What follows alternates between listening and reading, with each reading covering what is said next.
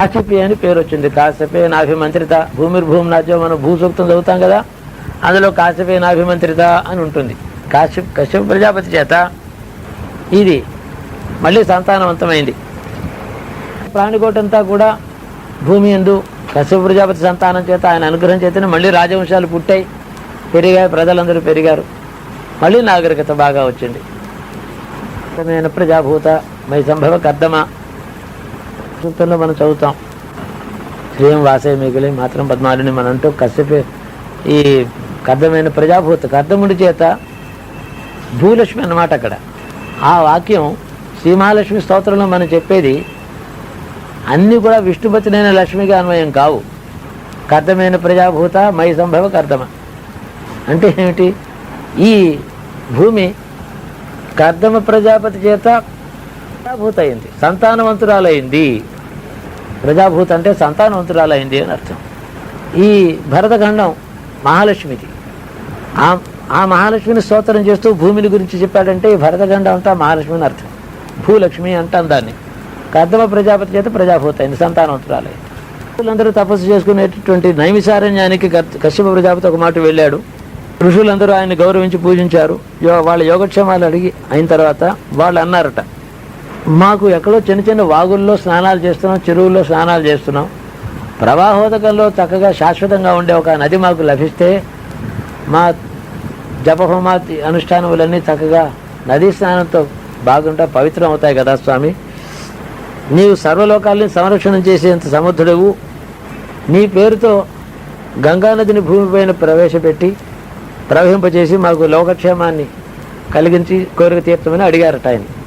ఇప్పుడు అర్బుదాద్రి అనే పర్వతం హిమాలయాల్లోనే ఉంది.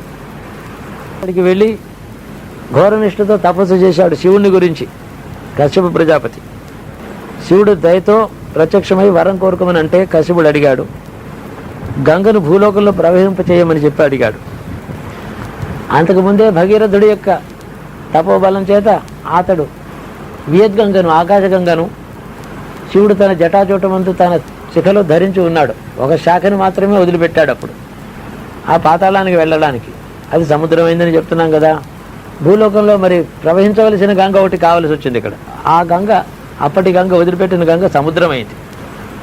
వాళ్ళు ఆ చచ్చిపోయిన ఆ సగరపుత్రుడి ఉత్తమగతుల కోసమని సముద్రమైంది. వీళ్ళు అడిగింది ఏమో ప్రవహించే భూమి మీద ప్రవహించే ఒక నదిని అడిగారు. జటాజుట్టు నుంచి ఒక చిన్న శాఖను గంగను ఆయన ఈశ్వరుడు వదిలిపెట్టాడు. అక్కడి నుంచి నైమిషారణ్యం వరకు, ఆయన తపోవాటికి నుంచి నైమిషారణ్యం వరకు ఈ గంగ శివానుగ్రహంతో భూమి మీదకి వచ్చి ప్రవహించింది. ఆ గంగావాహినికి చాలా యుగాలకి పూర్వం అప్పుడు దానికి కాశ్యపి అని పేరు పెట్టారు మహర్షులు. కశ్యప ప్రజాపతి తపోబలం చేత కిందకు వచ్చింది కాబట్టి కాశ్యపి అని దానికి పేరు పెట్టారు.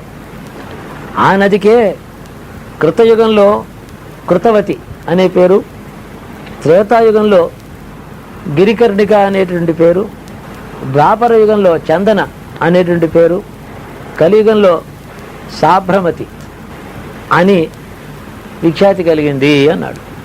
ఇవన్నీ విషయాలు ఇంకా బాగా పరిశీలించి దీనికి ఎక్కడుంది, సాభ్రమతి అంటే ఏమిటి, గిరికర్ణిక ఏమిటి, ఇదంతా కూడా ఇవి చాలా అపురూపమైనటువంటి విలువైనటువంటి ఇన్ఫర్మేషన్. ఇదంతా విజ్ఞానం, ఇది కుశల చరిత్ర. దాన్ని నేటి భారతవర్షంలో ఉండేటటువంటి నదులు పర్వతములతో సమన్వయం చేసుకుంటే పూర్వ భారత జ్ఞానం కలుగుతుంది మనకి. కుశల చరిత్రలు మన చరిత్రతో సమన్వయం చేసుకుంటే ఎన్నో విషయాలు తెలుస్తాయి. ఇంకా విచారించవలసిన విషయములు ఇవి, బాగా విచారణ చేయవలసి. ఈ సాభ్రమతి అనేటువంటి కలియుగంలో పేరు వచ్చినటువంటి మహానది సకల పాప సంహారణి, అనేక పాపములను పోగొట్టగలిగిన సమర్థవంతమైనది. నదీ తీరంలోనే అవకృతుడు అనేటువంటి మహర్షి, రైభ్యుడు అనేటువంటి మహర్షి, భృగు మహర్షి, అంగిర మహర్షి, దత్తాత్రేయుడు, విశ్వామిత్రుడు, భరద్వాజుడు ఆ నదీ తీరంలో తపస్సులు చేశారట. ఆ నదీ తీరంలోనే నీలకంఠ తీర్థం, నందహ్రదం అనేటువంటిది, రుద్రహ్రదం అనేది, రుద్ర మహాలయం అనేటువంటి తీర్థములు అనేందు ఉన్నాయి. చాలా పూర్వీకాలు, దాని గురించి విచారణ చేయాలి. వెంటనే సమాధానం చెప్పడానికి ఎవరి వల్ల అవుతుంది, తెలుసుకోవాలి వాళ్ళు. మందాకిని, అచ్చోద, సాభ్రమతి అనేటువంటి నదుల్లోని అంతర్వాహినిగా ఉన్నాయి, గూఢముగా ప్రవహిస్తున్నాయంటే. సాబరమతి నది వల్లనే అనేక తీర్థములు బ్రహ్మచారి, వికీర్ణ, శ్వేత, గణాగ్ని, హిరణ్య, సంగమాప్సరస ఇలాంటి తీర్థములు, కపి తీర్థము, మంకి తీర్థము, పిప్పలాద, నింబార్కాది మహాతీర్థములు అనంతంగా ఏర్పడ్డాయి అని. తర్వాత వచ్చినటువంటి పండితులు కూడా సేవించడం చేత ఆ తీర్థములు ఆ నది ఎంత ఉన్నాయని చెప్పవలసి.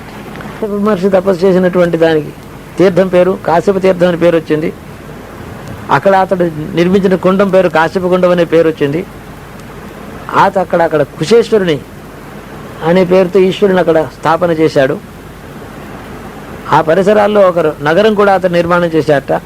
కాశ్యప అనేటువంటి పట్టణాన్ని, కాశీ క్షేత్రంతో సమానమైనటువంటి పవిత్రమైన తీర్థాన్ని అతడు అక్కడ నిర్మాణం చేశాడు.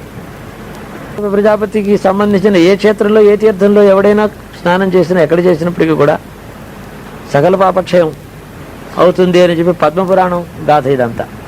తర్వాత ఈ భూమిని రాజవంశములు నెమ్మదిగా పుట్టి పెరిగాయి అని భూమి మీద ధర్మం నశించిందిట కొంతకాలానికి. అధర్మం పెరిగింది. బ్రాహ్మణులు యజ్ఞయాగాదులని మానేసేశారట, అకృత్యాలని చేస్తున్నారు. ఈ మహాదోషముల చేత భూమి పాతాళానికి దిగిపోతోంది అన్నాడు. అంటే సింకింగ్, భూమికి ఎందుకు దిగిపోతుంది. ఇప్పుడు కలకత్తా కూడా సంవత్సరానికి ఒక అంగుళం కిందకి దిగుతోంది. ప్రతి సంవత్సరానికి అంగుళం దిగిపోతుంది. భూమి కిందకి సముద్రంలో కలిసిపోయే ప్రయత్నంలో ఉంది. పాపం చేత భూమి దిగిపోతున్న భూమిని తాను ఊరువులతో దాన్ని ధరించి పైకెత్తి దాన్ని వాళ్ళ జీవకోటిని రక్షించాట. ఆ యుగంలో భూమి కశ్యప మహర్షికి నమస్కరించి సుక్షత్రియులు మళ్ళీ పుట్టి వాళ్ళ దండనిచ్చితే ధర్మాన్ని సంరక్షించాలని చెప్పి ఈ భూమి ఆయన్ని వరం అడిగింది. అప్పుడు కశ్యపుడు అన్నట్ట, పరశురాముడి చేతిలో చావకుండా మిగిలినటువంటి క్షత్రియులు ఎవరని అడిగాట. భూదేవి అంది, హైహయులు కొందరు ఉన్నారు. వంశంలో ఉన్నడు విదురథుడు కొడుకు వృక్షపర్వతంలో వృక్షములు రక్షిస్తూ సౌదాసుని వంశం వాడొకడు పరాశర మహర్షి యజ్ఞంలో శూద్రకర్మలు చేస్తూ బతికి ఉన్నాడు. శివి మనుమడు గోపతి అనేవాడు ఒకడు గోవులు రక్షించుకుంటూ బతుకుతున్నాడు. ప్రతర్ధనుడనేటువంటి రాజపుత్రుడు వత్సరాజును అలాగే జీవించి ఎక్కడో ఉన్నారు. ఆ అంకురాలు మిగిలాయి. వాళ్ళని పిలిచి మళ్ళీ వాళ్ళకి క్షాత్రాన్ని ప్రసాదించి రాజుని చేయమని అడిగితే ఆ రాజపుత్రులందరినీ పిలిపించి కశ్యపుడు భూమిని విభాగం చేసి వాళ్ళకి పరిపాలించమని చెప్పాట. తర్వాత వంశాలు క్షత్రియ వంశాలు వృద్ధి పొందినాయి. క్షత్రియ పాలన మళ్ళీ సుస్థిరమైంది అని చెప్తున్నాడు. తర్వాత వామనుడు కూడా ఈయన కుమారుడే. ఈయన అదితి అనేటువంటి మొదటి భార్యకి వామనుడు పుట్టాడు. తర్వాత అవతారం కశ్యప ప్రజాపతి, స్వస్తి ప్రజాపతి. 8 అయిందేమో కదా. ఎక్కడో మంగళాచరణం అక్కడికి వచ్చి అమరగీతలు మనం చక్కగా వివరంగా వైయాసికి వ్యాస మహర్షి వాక్యములతో పూర్ణంగా అవగాహన చేసుకున్నటువంటి వ్యక్తి నుంచి విన్నాం మనం. దాన్ని ఉపాసించిన వాడు మా బాబు. ఊరిగా గ్రంథం చదువుకుని చెప్పడం కోసం చదువుకోలేదు, తాను అనుభవించడం కోసం చదువుకున్నాడు. కాబట్టి అతడి వాక్యంలో ఒక సత్యం. అందులో భ్రమరగీతల్లో అన్యాపదేశంగా వ్యాజస్థుతి అంటారు దాన్ని. స్తోత్రం చేయడమే వాళ్ళ లోపల హృదయంలో ఉద్దేశం, కానీ పై దూషణ వాక్యాలు ఉంటాయి. ఇందులో వాళ్ళది మధుర భక్తి. కృష్ణుడితో వియోగాన్ని అనుభవించారు. ఆయన దగ్గర నుంచి దూతగా వచ్చినటువంటి వాడిని చూస్తే కూడా ఆయన్ని దూషణ వాక్యాలతో దూతకి వినిపించారు వాళ్ళ భావాలు. నిన్న మనం చెప్పుకున్నట్టు భగవంతుని యొక్క ఆయన ఇచ్చిన జీవునికి భగవంతుని దృష్టిలో ఉంది, లేనిదల్లా మనుషుల యొక్క దృష్టిలోనే. వియోగం మనుష్యుడు అనుభవిస్తాడు, లోపలగా ఉండేటువంటి వస్తువుని గుర్తెరక్క. అలా దుఃఖించవలసిన పని లేదు. నేను షోడశ వికారములతో ఉండేటువంటి మీ దేహం ముందు నేను అంతర్యామిగా ఉన్నానని అని చెప్పాడు. మీ షోడశ వికారములతో ఉండేటువంటి దేహం ముందు మీ మనోగతమైనటువంటి అహంభావం ఏదైతే ఉన్నదో అది దుఃఖం వల్ల నన్ను చేరుతోంది, నన్ను జ్ఞానం వల్ల చేరండి లోపల ఉండే వస్తువును అని మధుర భక్తిలో ఖండిత నాయిక అంటాం. విరహతాపంలో భర్తని దూషిస్తుంది, దూరంగా వెళ్ళిపోయావు, నీ మీద నా మీద నీకు దయలేదు అని దూషిస్తుంది. విరహోత్కంఠిత ఖండిత నాయిక అని చెప్పి శాస్త్రంలో దాని పేర్లు చెప్పారు. మీరు నన్ను నిరంతరము ధ్యానం చేసి బాగానే ఉంది, భక్తితో దుఃఖపడుతున్నారు. కానీ ఈ దుఃఖం అంతర్యామిగా ఉన్న నన్ను మీరు చూసుకునేటట్టయితే ఆనందంగా పరిణమిస్తుంది సుమా. భక్తికి దేహాభిమానమును వ్యష్టి భావన, నేను వేరు నేను వేరు నీవు వేరు అనే భగవంతుని ఎంత భావన ఎప్పుడైతే ఉందో అది వియోగ దుఃఖాన్ని ఇస్తుంది. అది కూడా మార్గమే. కానీ దీనికి పర్యవసానం ఏమిటంటే అంతర్యామిగా నన్ను నువ్వు చూసినప్పుడు దుఃఖోపశమనమై శాంతిని పొందుతావు. నాకు మీరు దూరంగా లేరు, నేను మీలో దగ్గరగానే ఉన్నాను అని చెప్పి ఆ ఈశ్వర తత్వాన్ని ఆయన సుబోధంగా 2 మాటలతో ఉద్ధవుని చేత భగవతత్వాన్ని వాళ్ళకి చెప్పాడు. మనందరికీ శిరోధార్యమైనటువంటి వాక్యములు ఈశ్వరతత్వాన్ని 2 మాటల్లో ఆయన చెప్పడం చేత ఎంత వ్యాఖ్యానం చేసిన వేదాంతం అంత తత్పరంగానే దాని తాత్పర్యంగానే చెప్పవచ్చు. అప్పటికి ఈశ్వరుడు ఏమి ఇవ్వడని చెప్పి 2వ వాక్యం కుచేలోపాఖ్యానలో ఏదిచ్చినా ఈశ్వరుడు భక్తుడికి ఎందుకు ఇవ్వడంటే తన అంతస్థితి తగిన వస్తువు ముక్తి ఒకటే. ఇచ్చేవాడు దాత యొక్క ఉదాత్త స్థితి ఏదైతే ఉన్నదో, దాత యొక్క అధికారం ఏదైతే ఉన్నదో, దాత యొక్క సంపద ఏదైతే ఉన్నదో దానికి తగినట్టుగా ఇవ్వాలి. అంటే ఏది ఇచ్చినప్పటికీ కూడా అతని అంతస్తుకి తగింది కానే కాదు. కాబట్టి భక్తుడికి ఏమి ఇస్తాడు ఆయన? లోకంలో భూతప్రేత పిశాచాలని ఆరాధన చేస్తే కూడా నిధులు చూపించి డబ్బిస్తాయి. అవి ఈశ్వరుడే ఇవ్వాలా? ఈశ్వరుడు ఇస్తే మరి ఎవరు ఇవ్వలేని వస్తూనే అతడు ఇస్తాడు. సృష్టిలో ఇంకెవరు ఇవ్వలేరు ఈశ్వరుడు తప్ప. అట్టి వస్తూనే తాను ఇవ్వాలి కదా. అది యథోచితంగా ఆయన అధికారానికి తగినట్టు ఉంటుంది. కాబట్టి భక్తుడంటే ఆయన మీద ఆధారపడి అర్థించేవాడు. అట్టి సంపూర్ణ అనుగ్రహం ఉన్న చోట వాళ్ళ క్షుద్రమైన కోరికలు కోరినా, అజ్ఞానం చేత కోరినా అది ఇవ్వడు. నేను ఏది ఇవ్వగలను అది వాడు అడగటం లేదు, కానీ భక్తుడే కాబట్టి ఇవ్వను. ఈ దృక్పథం భగవంతుని యందు దృష్టి, అలాంటి భావం ఆ తత్వం ఆయనలో ఉందని చెప్పి భక్తుల చరిత్రలే చెప్తున్నాయి. ఉన్నది కూడా పోగొట్టుకున్నారు ఆయన. ఇవ్వకపోవడమే కాదు ఉన్న ఐశ్వర్యాన్ని పోగొట్టుకున్నారు. అనేక మంది భక్తులు దరిద్రాన్ని అనుభవించారు. వాళ్ళు అది అడగలేదు, అడిగినా అది మాత్రం ఇవ్వలేదు ఆయన. 2 సందర్భాలు కూడా మనకు గాథల్లో ఉన్నాయి. ఋషుల చరిత్ర మనం చెప్పుకుంటున్నాం కదా. కశ్యప మహర్షి చరిత్రలో ఇప్పుడు సుధాముడు అనే పేరుతో ఉన్నాడు అని చెప్పి గాంధీ గారు పుట్టి పెరిగిన ఊరు పోర్బందర్, సుధామపూర్. అది కుచేలుడు ఊరది పోర్బందర్. అక్కడ కుచేలుడు కృష్ణుడు కలిసినటువంటి ఒక గొప్ప ఆలయం ఉంది. ఆ గాంధీ గారు పుట్టి పెరిగినటువంటి ఇంటికి చాలా 10 నిమిషాలు నడక దూరం. అక్కడికి చిన్నప్పుడు ఆయన వెళ్ళి దర్శనం చేస్తూ ఉండేవాట. ఐశ్వర్యం మీద ఎలాంటి భావం ఉండాలో కుచేలుడి యొక్క బోధం ఆయనలో కలిగింది. అందుకని సర్వసంగ పరిత్యాగి అయి వాలంటరీ పావర్టీని ఆయన తీసుకుని అదే మార్గంగా ఎన్నుకున్నాడు ఆయన. ఇక్కడ కశ్యపుడి చరిత్ర వస్తున్నప్పుడు అంతా కూడా తాను పరశురాముడి చేత దానం పొంది ఈ అక్కడక్కడ మిగిలిపోయిన విత్తనాలు కొద్దిగా ఉంటే రాజవంశముల తాలూకు శేషములు వాళ్ళని తీసుకొచ్చి ఉద్ధరించి ఈ రాజవంశములను ప్రతిష్ఠ చేసి ఈ భూమంతా కూడా ఒక వ్యవస్థీకరణ చేశాడు ఆయన కశ్యపుడు. అప చక్రవర్తి అపబల సంపన్నుడు, పండితుడు, జ్ఞాని అని చెప్తారు. ఆయన దేవతలకు రాక్షసులకు ప్రభువు. దేవతలు రాక్షసులకు చేసిన అపకారానికి దేవతలు ఏం అపకారం చేయకుండా స్వర్గాన్ని వెళ్ళి ఆక్రమించుకున్నాడు. అంటే వాళ్ళని హింసించలేదు, ఏమీ చేయలేదు.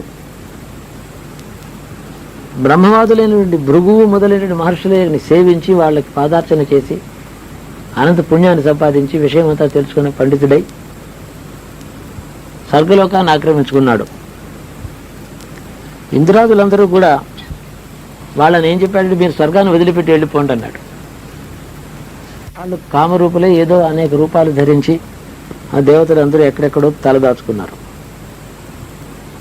మహర్షి మొదలైనటువంటి అనేక మంది మునులు అతని చేత 100 అశ్వమేధాలు బలిచక్రవర్తి జయించారు. దేవతలకు తల్లి అయినటువంటి అదితి అత్తైన కశ్యపుడి దగ్గరికి వెళ్ళి సంతానమైనటువంటి బలిచక్రవర్తి కులం అంతా కూడా నా పిల్లలైనటువంటి దేవతల యొక్క ఐశ్వర్యాన్ని ఆక్రమించుకుని ఉంది, నా పిల్లలకు అన్యాయం జరిగింది, వాళ్ళని రక్షించవలసింది అని భర్తని అడిగింది. ఈ కార్యం నారాయణుడు చేస్తాడు, ఆయన్ని నీవు ప్రార్థించవలసింది అని చెప్పి అదితికి కశ్యపుడు ఉపదేశిస్తే వ్రతం చేత ఆయన ఉపాసించాలని చెప్పి కూడా అడిగిందిట. ఒక వ్రతం చెప్పాడు, పయోభక్షణం అనేటువంటి వ్రతం చెప్పి ఆ మంత్రములన్నింటినీ ఉపదేశం చేసి అలా ఉపాసన చేయమని చెప్తే ఆవిడ అలాగ చేసింది. నారాయణుడు ఆమెకి దర్శనమిచ్చి నేను నీ గర్భావసంలో పుడతాను, నీవు పుత్రోత్పత్తికే నీ భర్తను సేవించు అని చెప్పి ఆజ్ఞాపించి ఆయన అంతర్హితుడైనాడు. తర్వాత అదితి భర్త సేవలో గర్భవతి అయి నారాయణుని కన్నది. అతడే వామనుడు, ఆమె గర్భావసాన్ని పుట్టాడు. కశ్యపుడు మహర్షులందరినీ పిలిచి వామనుడికి ఉపనయనం చేశాడు, సావిత్రి ఉపదేశం చేశాడు. బృహస్పతి వచ్చి యజ్ఞోపేతం ఇచ్చాట, కశ్యపుడు మౌంజినిచ్చాడు, అదితి కౌపీనం ఇచ్చింది, బ్రహ్మ కమండలను ఒకటి ఇచ్చాడు, సరస్వతీదేవి వచ్చి అక్షమాలకి ఇచ్చింది, సప్తర్షులు వచ్చి కుశ పవిత్రాలు ఇచ్చారు, దర్భలు ఇచ్చారు. గొప్పదన్నమాట అది. ఆ ప్రకారంగా వడుగు చేసుకున్నటువంటి అతడు తల్లిదండ్రుల ఆజ్ఞ తీసుకుని బలిచక్రవర్తికి దగ్గరికి వెళ్ళాడు. తినగానే ఆయన ఒక గొప్ప యజ్ఞం చేస్తున్నాడు. అతని దగ్గర ఈ స్వర్గలోకం భూలోకము రెండూ కూడా దానంగా తీసుకున్నాడు. 3 అడుగులతో స్వర్గలోకం కూడా ఆక్రమించి, అది కూడా మరి ఆయన రాజ్యంలో ఉంది కదా, ఆయన ఆక్రమించుకున్నాడు. అదంతా తను దాన ప్రతిగ్రహ రూపంలో ఆక్రమించుకుని అది అతన్ని పాతాళానికి పంపించాడు. ఆ రాజ్యం మళ్ళీ తన సోదరులు అంటే దేవతలు, కశ్యప ప్రజాపతి సంతానం కదా, దేవతలకి ఇచ్చాడు. కశ్యపుడు అద్రు అనేటువంటి తన యొక్క భార్య యొక్క కోరిక నెరవేర్చడం కోసమని కద్రువ కశ్యపుడు ఆశ్రమంలో సన్నిహితంగా ఆమె ఏకాంతంగా ఆయనతో ఉంది. అదితి అది చూచి మాత్సర్యంతో కించింది. ఆ సమయం అదితి వెళ్ళి కశ్యపుడిని ఏకాంతంతో ఆయనతో ఉండాలని కోరుకున్న సమయంలో ఈ కద్రువాదేవి అక్కడికి వెళ్ళి ఉంది. కాబట్టి ఈ సవతి మీద, కదురవ మీద, తన భర్త మీద కూడా ఆవిడకి చాలా కోపం వచ్చింది. అదితికి పుట్టింది తన భర్తని సవితిని మీరిద్దరూ మనుషులే పుట్టండి చెప్పించింది. ఆ కారణం చేతనే, అంతేకాక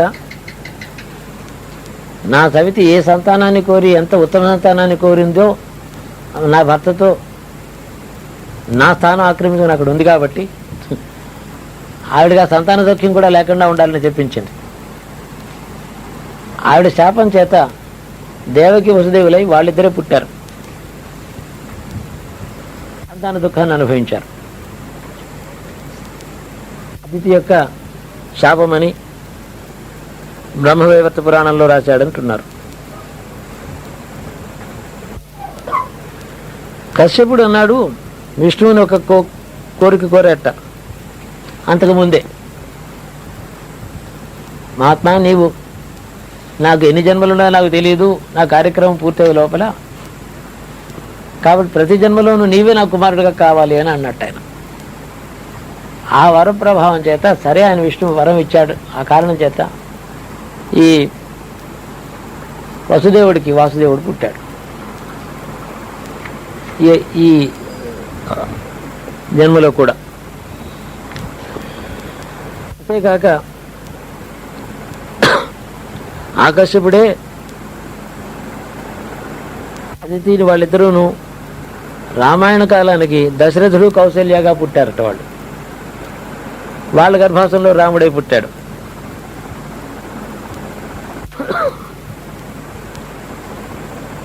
అక్కడ పుత్రయోగం ఉంది, అది పర్యవసానం. అదితి యొక్క శాపం చేత పుత్రయోగం అక్కడ కూడా అనుభవించాడు. ఇప్పుడు ఒకసారి గోవుల మీద చాలా కోరిక కలిగి చాలా ఆవులు కావాలనుకుని సముద్రుని వెళ్ళి యాచించాట.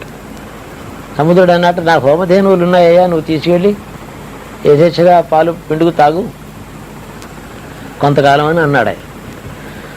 సరే కశ్యపుడు సముద్రుడి యొక్క హోమధేనువులు తీసుకుని ఆశ్రమంలో పెట్టుకుని చిరకాలం ఆ పాడి అనుభవించాడు, పాలు తాగాడు, చాలా సుఖపడ్డాడు.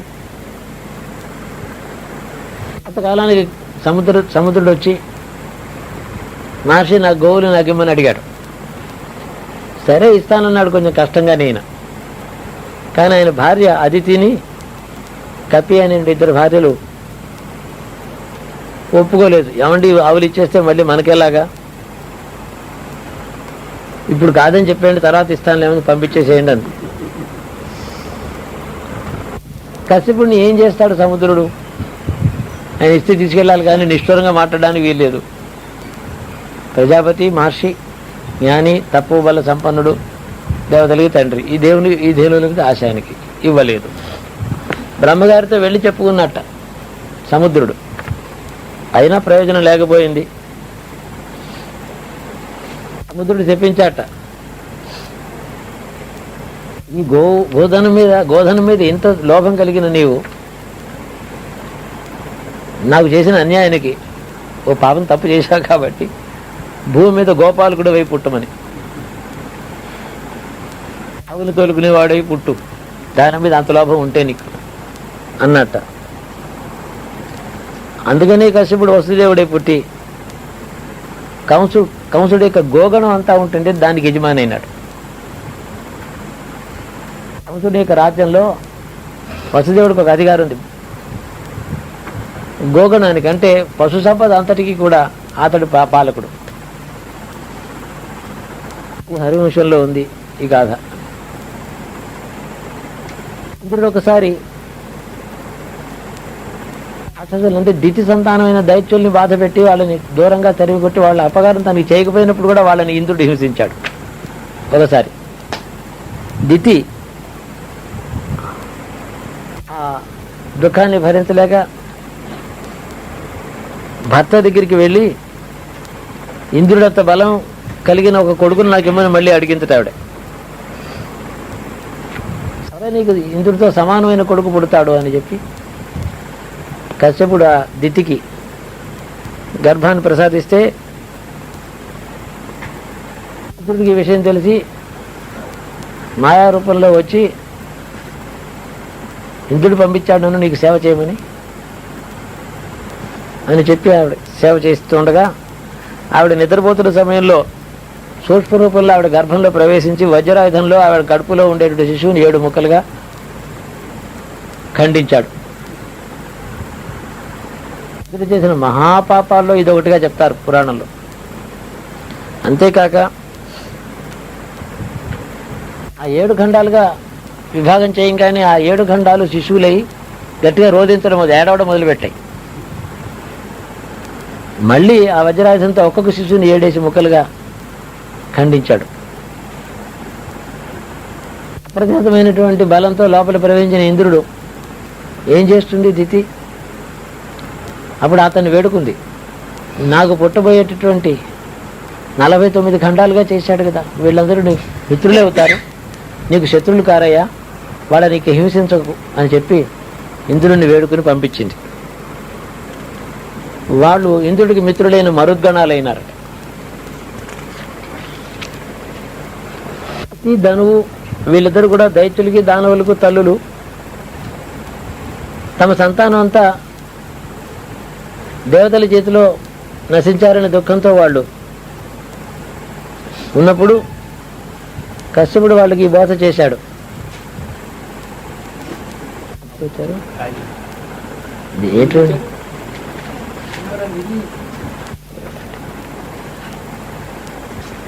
భార్యలతో చెప్పాట, మీరు పురాకృత కర్మాలను అనుభవించారు, మీ కొడుకులు శమము దమము దయ మొదలైన శుభలక్షణాలు కలిగిన వాళ్ళు కారు, వాళ్ళు అందుచేత నశించారు. వాళ్ళకై మీరేమీ దుఃఖపడద్దు. దుఃఖం వల్ల ఇంకా మనుషుడు సత్యము ధర్మము పోగొట్టుకుంటాడు.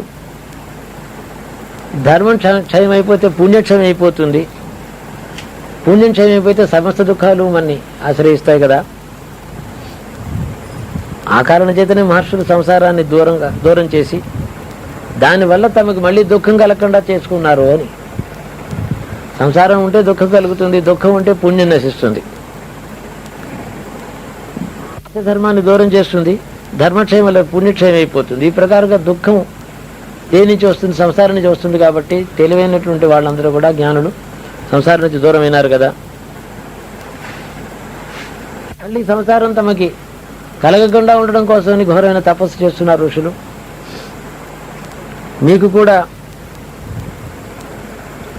ఆ జ్ఞానమే శరణ్యం. సంసారం మీకు ఎలాంటి దుఃఖాన్ని ఇచ్చిందో చూచారు కదా. ఎప్పుడు సంసారం కోరుకోవద్దని భార్యలకు జ్ఞానోపదేశం చేశాడు. ఆయన చెప్పినటువంటి బోధ అంతా మళ్ళీ ఓ పారాగ్రాఫ్లో రాశాడు అనుకోండి. పునరావృతి లేని మోక్షాన్ని మీరు పొంది జ్ఞానులు కాండి.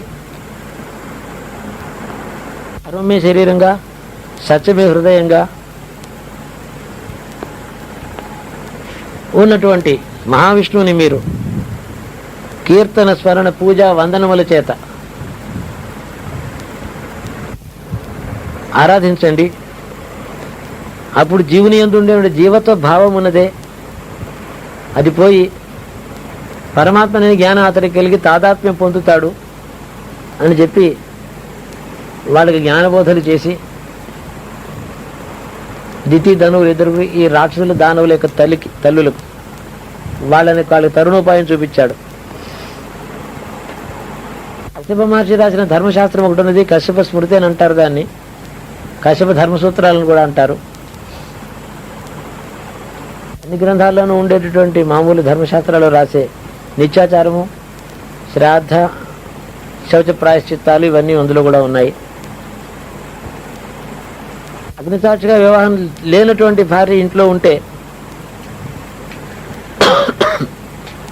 వివాహం కానటువంటి భార్య ఇంట్లో ఉన్నటువంటి స్త్రీ అది ఎన్నడూ భార్య కాదాలదు, దేవపితృ కార్యాల్లో పాల్గొనడానికి అర్హురాలు కాదు అని కశ్యపుడు చెప్పిన శ్లోకమును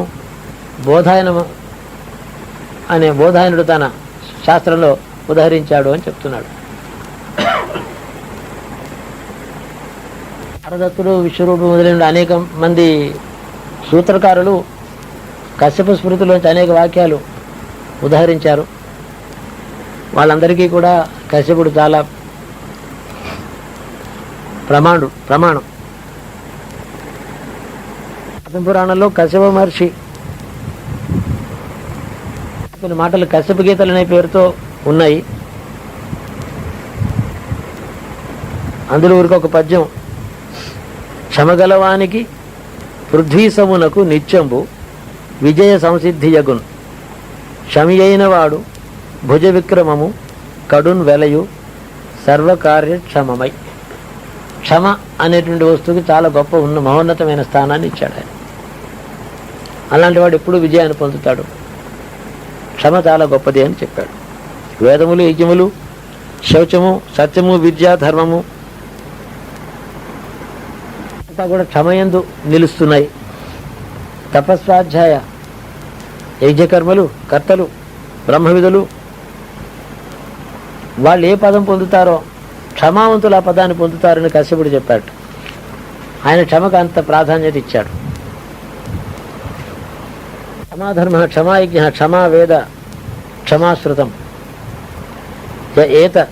ఏతదేవం జానాతి స సర్వం క్షంతుం అర్హసి.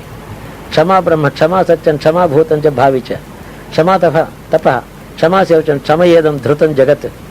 అతియజ్ఞ విధాన్ లోకాన్ క్షమిణ ప్రాప్నువంతి చ, అతిబ్రహ్మ విధాన్ లోకానతి చాపి తపస్వినాం.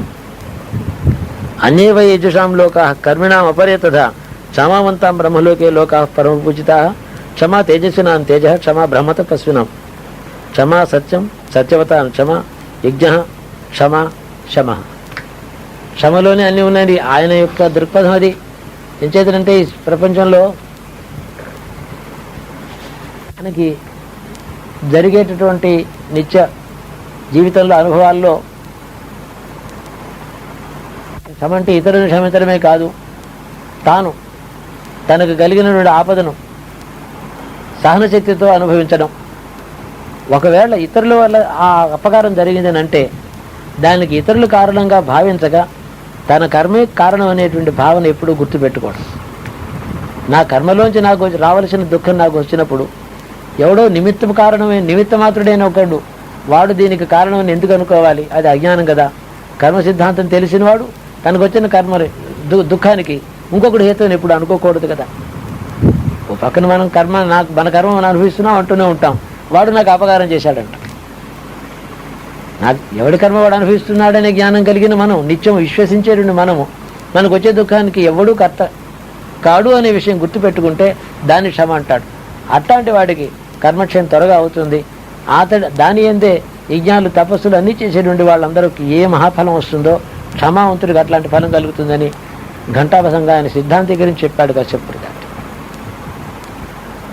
ఇంట్లో సుఖదుఖములకు పూర్వకర్మ అనే జ్ఞానం దృఢంగా నిరంతరము జ్ఞాపకం పెట్టుకోమనే బోధ ఒకటి ఉంది. ఏది అనుభవించినా తనకి బాధ్యుడు తను చేసుకున్న కర్మే తాను అనుభవిస్తున్నాడు, కానీ తాను చేయనటువంటి పని తాను అనుభవించటం లేదు. రెండో వాడు ఎవడు కూడా తన దుఃఖాలకి హేతు కాడు. అప్పుడు ఏమవుతాడు? తాను అనుభవించేదంతా కూడా తన పురాకృత కర్మ మాత్రమే తాను అనుభవిస్తున్నాననే జ్ఞానం చేత నేను ఒక్కడనే ఉన్నాను, ఇతరులు ఎవరు నాకు సంబంధమైన వాళ్ళు ఎవరూ లేరనే జ్ఞానం కలుగుతుంది. నాకు దుఃఖాన్ని ఇచ్చేవాడు కానీ సుఖాన్ని ఇచ్చేవాడు కానీ ఎవడూ లేడు. కాబట్టి ప్రవృత్తిలో ఈ జగత్తులో నాకు సంబంధి ఎవడూ లేడు, నాకు దాత లేడు, శత్రువు లేడు, మిత్రుడు లేడు. ఈ ప్రకారంగా ఇలాగా జ్ఞానం కొన్ని అంతస్తులు దాటి నేను ఒక్కడనే ఉన్నాననే జ్ఞానం కలుగుతుంది చివరికి. ఆ మహర్షి లేకపోతే ఊరికే క్షమ కోసం అంత పెద్ద మాటలు మాట్లాడతాడా? ఏముంది క్షమ అంటాం మనం. జాగ్రత్తగా విశ్లేషణ చేస్తే అందులోంచి ఎన్ని మెట్లు ఎక్కితే నేను ఒక్కడనే శాశ్వతంగా నిత్యం ఉన్నవాడిని, నేను అనుభవిస్తున్నాను, నాకు ఇంకెవరు ఏమీ ఇవ్వటం లేదు, తీసుకోవటం లేదు, ఎవరు దేనికి కర్త కాదు, నాకు నేనే కర్త. అహమేవ కర్తాసి భోక్తాసి.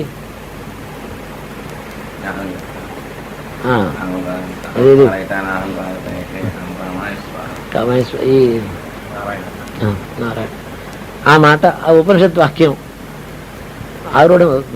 రూఢమవుతుంది ఇందులో.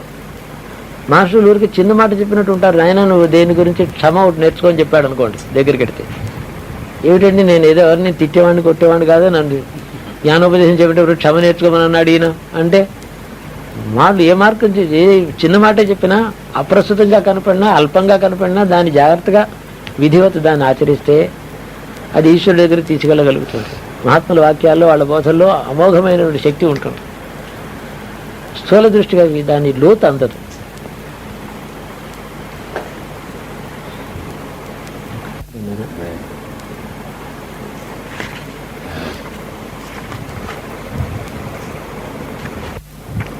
గౌతమ మహర్షి చరిత్ర తర్వాత ఉంది. ఊరిక ప్రస్తావన చేసి కొద్దిగా మొదలుపెట్టి 10 నిమిషాల్లో ముగించేస్తాను. గౌతమ మహర్షి బ్రహ్మ మానసపుత్రుల్లో ఒకడు, సప్తర్షులలో సుప్రసిద్ధుడు. శృతుల యొక్క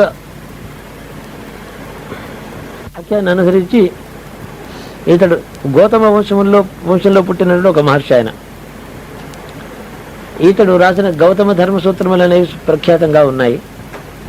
శతపథ బ్రాహ్మణం ఇతని గురించి బ్రహ్మమానసపుత్రుడుగా ఇతను చెప్తుంది. బ్రహ్మదేవుడి సృష్టి చాలా గొప్పదని, స్వర్గంలో అప్సరసలు మరి ఇంతంత సౌందర్యతను సృష్టించాడు బ్రహ్మ, ఎంత గొప్పవాడు అని చెప్పి అంతకుముందు దేవతలందరూ కూడా ఆయన శ్లాఘిస్తున్నారు. ఆయన సృష్టిలో ఆయన యొక్క నిర్మాణ కౌశల్యాన్ని గురించి శ్లాఘిస్తూ ఉండేవారట. ఆ దేవదానవులు సముద్ర మథనం చేసిన తర్వాత, అమృతం పుట్టిన తర్వాత, అమృతాన్ని పంచడానికి విష్ణువు మోహిని రూపం ఎత్తిన తర్వాత, ఆ మోహిని రూపాన్ని చూసిన దేవతలందరికీ, రాక్షసులందరికీ బ్రహ్మ సృష్టి అప్సరసులు చాలా గొప్పదని అనుకున్నాము, ఇంత చప్పగా ఉంది బ్రహ్మ సృష్టి, ఈయనకి అసలు సౌందర్యం యొక్క స్వరూపమే బ్రహ్మకి తెలియదు అని బ్రహ్మను తిరస్కరించారట. మోహిని ఆయన సృష్టించగలరా? విష్ణువు తానే అయితే. కాబట్టి ఆయన్ని చాలా చప్పగా ఉంది ఈయన సృష్టి, ఈయనకి సౌందర్య స్వరూపమే తెలియదు అన్నట్టు. ఆయన చాలా కోపం వచ్చి బాగా ధ్యానం చేసి, సృష్టిలో అపురూపమైన సౌందర్యవతిని నేను సృష్టించకపోతే, మోహిని మరిపించే జగత్ సుందరిని నేను సృష్టించకపోతే నేనేం బ్రహ్మని, నా గౌరవం ఎలా కాపాడుకోవాలి మరి అని తపో మహిమతో ఆయన బ్రహ్మ చాలా ఆలోచన చేసి చేసి చేసి చివరికి అహల్యను సృష్టించాడు ఆయన. అహల్య అంటే ఏమిటి? హలం నామేహ వైరూప్యం. హలం అంటే వంకరగా ఉండేది, ఇలాగా వైరూప్యం విరూపంగా ఉండేది. ప్రభం హల్యం భవిష్యతి, తద్బ్రహ్మ హల్యం ప్రవిశ్యతి.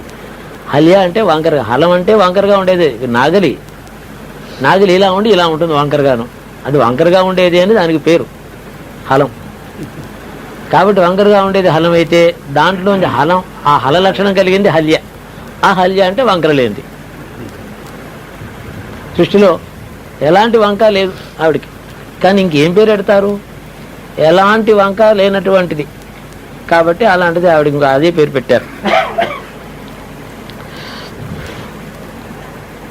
ఆవిడని ఎవరికి ఇస్తారో, అపురూపమైన సౌందర్యం సృష్టించాడు అని చెప్పి అందరూ ఆశతో చూశారు. ఎవరికి ఇవ్వలేదు ఆయన. భూలోకంలో ఎక్కడో తపస్సు చేసుకున్న గౌతముడిని పిలిచి సరసంగ పరిత్యాగైన, ఈయనకి పెళ్లి కాలేదు అంతవరకును. ఆయన్ని పిలిచి ఇదిగో ఈ అహల్యం నీకు ఇస్తున్నాను అన్నాడు.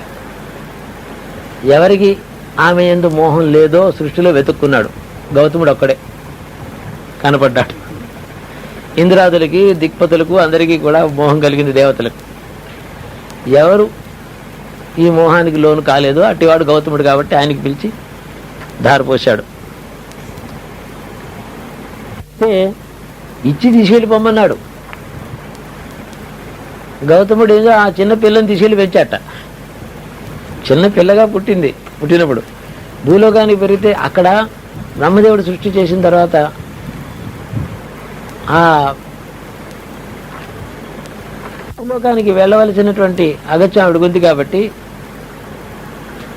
ప్రవృద్ధమానమయ్యేటువంటి శరీరం కలిగిన స్త్రీగా పుట్టింది ఆవిడ. అంటే దేవతలు పుట్టినప్పుడే సంపూర్ణంగా పుడతారు, తర్వాత పెరగడం తరగడం వార్ధక్యం ఉండకూడదు. భూలోకంలో ఉండవలసిన స్థితి కాబట్టి ఆవిడకి బాలికగానే ఆయనకి ఇచ్చాడు. ఆవిడేమో ఇక్కడ పెరిగింది.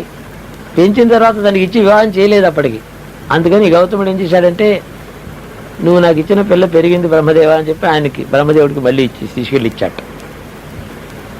బ్రహ్మదేవుడు అప్పటికే అదొక పరీక్ష అన్నమాట గౌతముడికి. అప్పుడు బ్రహ్మదేవుడు మళ్ళీ అన్నట్ట, సరే నీకే ఇవ్వదలుచుకున్నాను అని చెప్పి అప్పుడు వివాహం చేశాడు. ఆ వివాహానికి ఇంద్రాది దేవతలే వచ్చి మాకిమ్మని అడగడమే మొదలెట్టారు.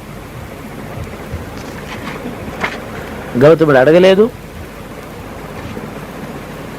పరీక్ష పెడదాం అనుకున్నాడు. ఎలాగైనా ఇవి దారదత్తం చేసేసాడు గౌతముడికి. పరీక్ష ఒకటి పెట్టాట. అందరూ ఒక మాట భూప్రదర్శనం చేసి వస్తే వేగంగా ఎవరు వస్తారో వాళ్ళకి ఇస్తాను అని పరీక్ష పెట్టాట.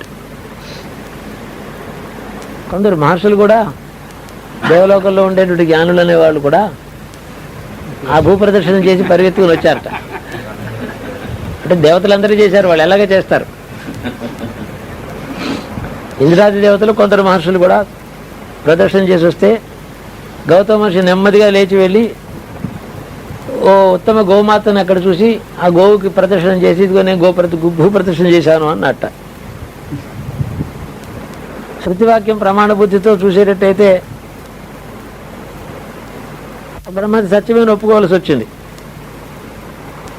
వీళ్ళిద్దరికి వివాహం చేసేసాడు. వాళ్ళు వచ్చేటప్పటికి పెళ్ళి అయిపోయింది. అప్పటి నుంచి వాళ్ళకి అసూయ ఉంది. ఏం చేయలేక వాళ్ళకి పైకి గ్రీటింగ్స్ ఇవి ఇచ్చి వెళ్ళిపోయారు.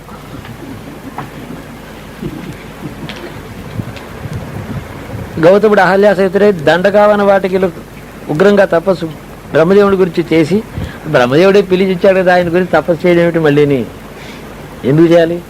ఆయన దగ్గరికి వెళ్ళగలడు, ఆయన రావాలంటే రాగలడు, పిలవగలడు, ముఖాముఖి మాట్లాడగలిగిన వాడి గురించి తపస్సు ఎందుకు అంటే, బ్రహ్మదేవుడి దగ్గరికి వెళ్ళగలదు, ఏదైనా అడిగితే ఆయన ఇస్తాడు.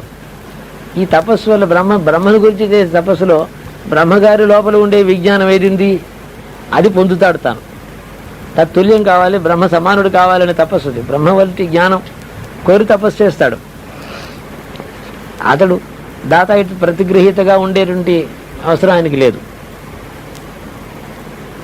అయినా బ్రహ్మ వచ్చి ఎందుకు తపస్సు చేస్తావు, ఏదైనా ఒక కోరుకో అన్నాడు. అంటే నేను ఓ విత్తనం ఏదైనా తెలితే ఒక జాము సేపులో అది పంట పండాలను కోరాడు. పొద్దున చెప్పాను, మధ్యాహ్నం చెప్పాను ఈ విషయం. నేను ఏదైనా విత్తనం భూమి మీద వేస్తే కొన్ని గడియలు కొన్ని గంటల సేపట్లో అది వృక్షమై విత్తనం నాకు సస్యం పండాలి అని అడిగట. తర్వాత ఒకప్పుడు భూమి మీద గొప్ప కరువు వచ్చింది. 12 సంవత్సరములు వానలు లేవు. ఆ కాలంలో ఆయన తన తపోబలంతో యజ్ఞం చేసి గుప్పెడు ధాన్యం తను సృష్టించి ఆ ధాన్యాన్ని తన చుట్టూ భూమి మీద చల్లేవాడు. సూర్యోదయ కాలంలో ఆయన చల్లిన విత్తనములు 2 గంటల సేపట్లో అవి వృక్షములై అది మొలకలై పెద్దవై దాంట్లోంచి పంటంతా పండి చేతికి వచ్చేది. చూస్తుండగా అది వండి వెన్నుముట్టింది. అంతేకాక తిండిస్తే చాలా వాళ్ళకి సమృద్ధిగా కుండల నిండా నీళ్లు వాళ్ళు ఆయన దగ్గరికి వెడితే అలాగా అక్కడ నీళ్లు తీసుకోండి అనేవాడు. అక్కడ కనపడేవి. ఇంటికి నీళ్లు తీసుకెళ్లేవారు. మంచి వస్త్రాలు ఇచ్చేవాడు. ఎవడికి ఏది కావాలంటే ఇవ్వడం మొదలెట్టాడు. తపోమహి బ్రహ్మదేవుడితో సమానం అయ్యాడు ఆయన. ఆయన ఆశ్రమం కీర్తి ఇంద్రలోకం దాకా వెళ్ళింది. తర్వాత నారదాదులు ఇంద్రాదులు అందరూ వచ్చి వాళ్ళని స్తోత్రం చేసి వెళ్తున్నారు.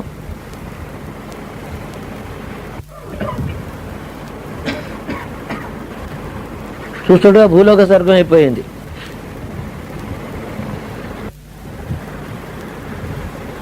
వరకు వెళ్ళిపోయిందంటే అందరూ ఏది కావాల్సి వచ్చినా అహల్య గౌతముల దగ్గరికి వెళ్ళడం వాళ్ళు ఇవ్వడం అలవాటు అయిపోయింది లోకంలో అందరికీ. స్వప్నంలో కూడా అహల్య గౌతములు సమస్త మానవులు ఆడవాళ్ళకి మగవాళ్ళకి కూడా ఇప్పుడు స్వప్నంలో కనపడుతూ మొదలెట్టారట. నీకేం కావాలని అడుగుతుందట అహల్య వచ్చి అందరినీ. స్వప్నంలో కూడా నీకేం కావాలి తీసుకో అని ఆ గౌతముడు అంటారట. ఈ ప్రకారంగా స్వప్న ప్రపంచంలో కూడా వాళ్ళు ఆరాధ్యులైనారు.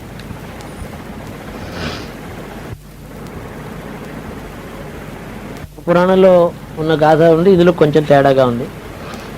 బ్రాహ్మణులు అందరూ అసూయపడ్డారట. లోకంలో గౌతముడు తప్ప ఇంకెవరు ఋషులు లేరా, దాతలు లేరా, మాకు తపస్సులు లేవా, మాకు మహత్తులు లేవా, మేము కావాలంటే మా తపస్సులు ఇలా ధారపోసి పెట్టలేమా, ఈయన గొప్ప ఏమిటి, ఆయన ప్రారంభించాడో మేము అడ్డు వెళ్ళకూడదు కాబట్టి ఊరుకున్నాం అని కొంతవరకు మాత్సర్యంతో ఓ మాయా గోవును సృష్టించారని కథ. ఆ మాయా గోవు ఈయన పంట పండిన సస్యం ఉందే ఆ సస్యం మీదకి వెళ్ళి ఆ మొక్కల్ని కొరకడం మొదలెట్టింది ఆ గోవు. ఆయన దాన్ని అదిలించడానికి దర్భయిలా వేశాడు. మాయా గోవు కదా, గౌతముడి మీద అసూయ మాత్సర్యంతో వాళ్ళు సృష్టించిన గోవు కదా, అది వాళ్ళ సంకల్పం ప్రకారం అది అలా దర్భ తగలగానే కింద పడి చచ్చిపోయింది. అదిగో గౌతముడేమో ఆయన ఆశ్రమానికి వచ్చిన గోవుని చంపేసేశాడు, గోహత్య పాతకం చుట్టుకున్న ఈ గౌతముడి అన్నం మనం తినకూడదు అని ప్రచారం చేశాడు.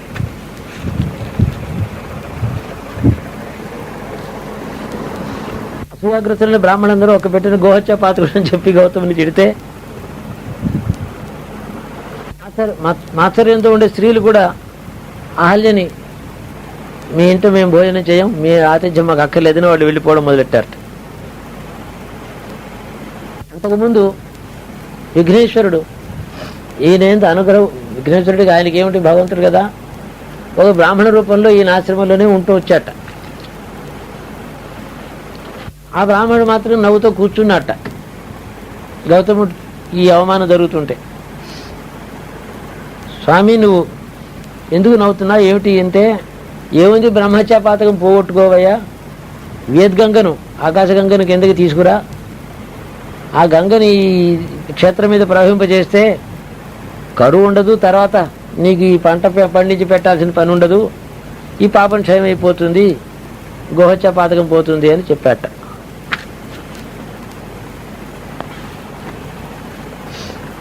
అనేక సంవత్సరములు ఆయన తపస్సు చేసి ఇదంతా దైవ సంకల్పమని తెలుసుకుని, ఈ విఘ్నేశ్వరుడే భూమికి గంగను తీసుకురాదలుచుకుని పని చేసినట్టు ఆయన దివ్య దృష్టితో తెలుసుకుని శివుని గురించి తపస్సు చేసి ఆ శివానుగ్రహంతో ఆ గంగను భూలోకానికి తీసుకొచ్చాడు. అదే గౌతమి అయింది. గోదావరిలో గౌతమి శాఖ గోష్పాద క్షేత్రం అందువల్లే పుట్టిందని పురాణం చెబుతుంది. శివపురాణంలో, జ్ఞాన సంహిత, వరాహ పురాణంలో కూడా ఉంది ఈ విషయం చెప్తున్నాడు. మత్సరగ్రస్తులే తనకు అవమానం పాలు చేసి తన నిందించిన బ్రాహ్మణులందరినీ ఏం చేశాడంటే ఆ పాపక్షయకరమైన ఆ గంగనే చేతిలో పట్టుకుని వాళ్ళని చెప్పించాడు, మీరు పాషండులమ్మని, మూర్ఖులై అన్ని విశ్వాసాలు పోగొట్టుకుని నాస్తికులు కావాలి అని చెప్పి బ్రాహ్మణుని చెప్పించాట ఆయన. అయితే వాళ్ళందరూ వచ్చి భయపడి, మేము చేసిన తప్పిదం మన్నించవలసింది, మమ్మల్ని అనుగ్రహించమని అంటే, మీకు మళ్ళీ జ్ఞానోదయం అవుతుంది, కృష్ణావతార కాలంలో మళ్ళీ మీరు నా శాపానికి మోక్షం జరుగుతుంది అని చెప్పాట.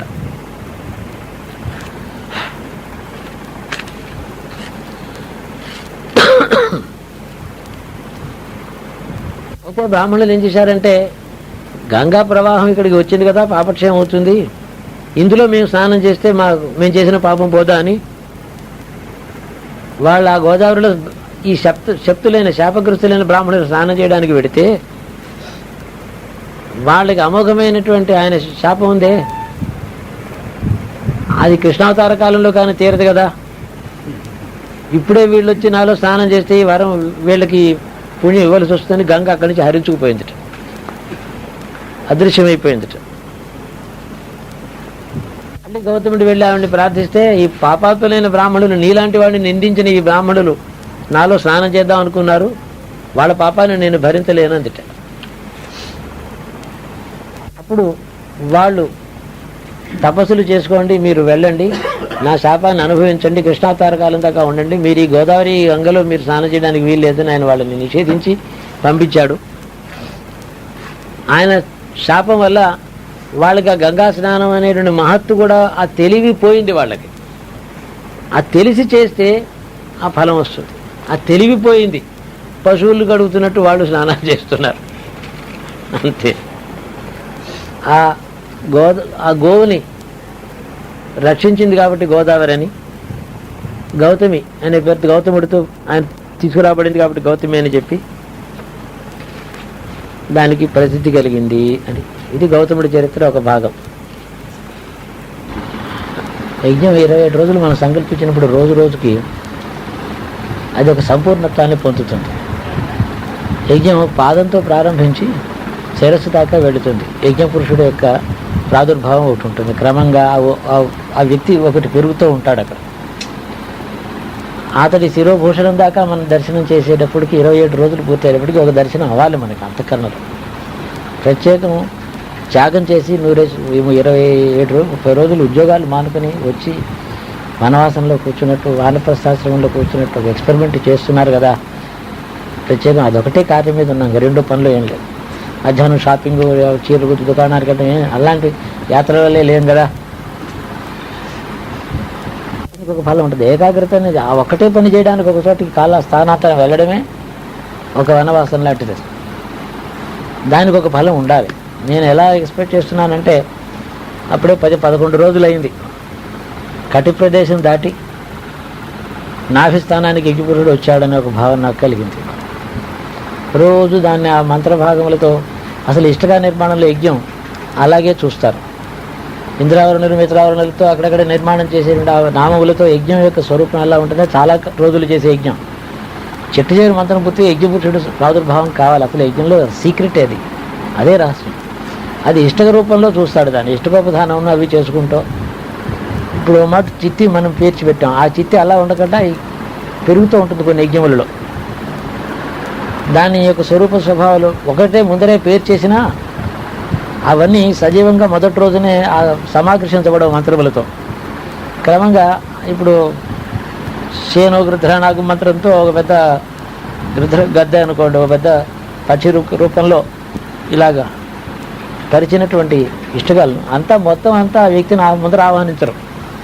క్రమంగా పక్షి ఇలా పెరిగి చెట్టు చివరికి పూర్తవుతుంది. అప్పుడే యజ్ఞపురుషుడు దాని ఎందు ఎప్పుడైతే ఆ వాహనం సిద్ధమవుతుందో అప్పుడు విష్ణు యొక్క స్వరూపం చిట్టు చివరికి కనపడాలి. అసలు తాత్వికార్థం వీళ్ళు యజ్ఞం చేసే వాళ్ళకి అర్థమై ఉంటే, ఉపాసన లక్షణం వీళ్ళలో ఉంటే, నోరు బుద్ధి చేతులు మాత్రమే కాకుండా ఉపాస్య వస్తువు ఒకటి ఉంది, ఇది అంతఃసదుపాస్తవ్యం కాబట్టి దాన్ని చూసే ప్రయత్నంలో ఉంటే అలా కనపడుతుంది. రుద్రుని స్థేనానాం పతయే నమః ఇత్యాది అంటే కులుంచానాం స్థేనానాం వీళ్ళందరూ కూడా అన్డిజైరబుల్ పర్సన్స్. సొసైటీలో సంఘంలో దొంగలు, బంగారం ఎత్తుపోయేవాళ్ళు, దోపిడిగాళ్ళు, వీళ్ళందరినీ కూడా మనం ఈ రుద్రుని ప్రార్థన చేస్తున్నాం కదా. ఏమిటి మన ఉద్దేశం ఏమిటంటే అన్ని జీవుల్లో కూడా ఈశ్వరుడు సమానంగా వ్యాపించి ఉన్నాడని ఒకటిని, గర్హించదగిందల్లా బాహ్య ప్రవృత్తి వృత్తి వాడు చేసేటటువంటి లక్షణాలు. జీవలక్షణమేమో గర్హించదగింది. అంతర్యామిని ప్రార్థిస్తే ఆ జీవలక్షణంలో దోషం, అతడిలో ఉండే అంతర్యామి వాడిని బాగు చేసి మనకి సుఖప్రదంగా ఇస్తాడు. దుష్టుడు మనకి సుఖప్రదుడే అవుతాడు. అతడు అంతర్యామి లోపల ఉండేటువంటి శత్రువు లోపల ఉండేటువంటి ఈశ్వరుని నువ్వు ధ్యానిస్తావా, అతడి ప్రభావం చేత అతడి లోపల నుంచి అంతఃకరణ నుంచి శత్రుత్వాన్ని తీసేస్తాడు. అందరికీ అంతర్యామి ఒకడే, నీలో ఉన్నవాడు నీ శత్రువులో ఉన్నవాడు ఒకడే. కాబట్టి అలాగా అతన్ని భావించి శత్రువులో ఉండేటువంటి ఈశ్వరుని ప్రార్థన చేసేటది శత్రుత్వం పోతుంది. అందుకని దుష్ట స్వభావులైనటువంటిది లోకాన్ని బాధలు పెట్టేటటువంటి వాళ్ళందరినీ కూడా ఈశ్వర స్వరూపంగా ధ్యానం చేసి సమంత్రకంగా వాళ్ళని చేస్తే దాంట్లో ఎవరు మనని బాధించేటువంటి లక్షణం కలిగిన వాళ్ళలో బాధించే లక్షణం పోయి వాళ్ళలో ఐశ్వర్యం, ఈశ్వర తత్వం లక్షణం వాళ్ళలో ప్రాదుర్భావం పొంది చక్కగా వాళ్ళకి మైత్రితో మన ఎందుకు సుహృద్భావంతో ప్రవర్తిస్తాం. లేచులు కానీ ఎవడు కానీ ఇప్పుడు మనం ఎవరిని గురించి బాధపడుతున్నామో, ఈ భారతదేశంలో భారతీయ సంస్కృతి అంతా ఎవరి వల్ల గ్లాని బాధపడుతుందో, మన సంఘంలో నాస్తికుడు, మన సంఘంలో దుష్టుడు, పాషండు, విశ్వాసం లేనివాడు, క్రూర స్వభావం కలిగిన వాడు, స్వార్థపరుడు, ధనలోభం కలిగిన వాడు, సంఘానికి వ్యతిరేక శక్తులు ఇవన్నీ. ధర్మానికి వ్యతిరేక శక్తులు ఒకటి, సంఘానికి వ్యతిరేక శక్తులు ఒకడు సంఘానికి వ్యతిరేకంగా ఉంటాడు, ఒకడు ధర్మానికి వ్యతిరేకంగా ఉంటాడు. ధర్మానికి వ్యతిరేకంగా ఉండడం చేత మన ధర్మంలో ఉండే సంఘానికి వ్యతిరేక అవుతాడు. మరొకడు ఈ సంఘంలోనే ఉంటాడు కానీ సంఘ వ్యతిరేక శక్తి కాబట్టి వాడు దుష్టుడు కాబట్టి వాడు బాధిస్తాడు. ఇలా 2 రకాలు ఉన్నారు. ఆ 11 రకాలనే దుష్టుల గురించి చెప్పండి ఆ మంత్రం. వాళ్ళందరినీ కూడా శుభప్రదులుగా, వాళ్ళని సుముఖులుగా మనం ఈ సంఘంలో మార్చుకోవడమే మన ధ్యేయం. కాబట్టి అలాగా మనం ఆ భావంతో చేసేటట్టయితే రోజు ఈ చమకల్లో వసోద్ధార ఎలాగైతే మంత్రం చెబుతున్నసేపు ధారగా ఎలాగ ఆజ్యం పోస్తామో, ఈ చమకంలో అనువాదం చెబుతున్నంతసేపు ధారగా పోయడం ఒక పద్ధతి. అంతా ఒక మంత్రంగా దాన్ని భావన చేసి చెట్టు చివరికి స్వాహాకారం మాత్రమే పోయడం ఒకటిని, అది కూడా ఉంది. మొత్తం అనువాదం చెబుతూ త్రోట్ అలాగ పోస్తూనే ఉన్నాను. చమకానికి వసోద్ధార అనే పేరు. వసోద్ధార మంత్ర స్వరూపంగానే చమకాన్ని అందరికీ కూడా ఉంది. అసలు అలాగే చేయడమే బాగా ఇంకా తేజస్వంతం అవుతుంది. ఎలాగో మనకి నీతిని పొదుపు చేద్దామని కాదు, వేస్ట్ చేద్దామని నా ఉద్దేశం కాదు, ఖర్చు పెట్టాలని నా ఉద్దేశం. నేను 1000 రూపాయలు ఖర్చు పెట్టడానికి శంకించిన ఆలోచించాను. 5 రూపాయలు వేస్ట్ అయితే అయ్యో వేస్ట్ అయింది అనుకుంటాను. ఎక్స్పెండిచర్ అంటే భయం లేదు, వేస్ట్ అంటే భయం లేదు. ప్రతి చిన్న విషయంలో నేను చూస్తూ ఉంటాను. 2 తాటాకులు ఎక్కువ కొంటే ఎందుకు కొన్నారా అంటాం.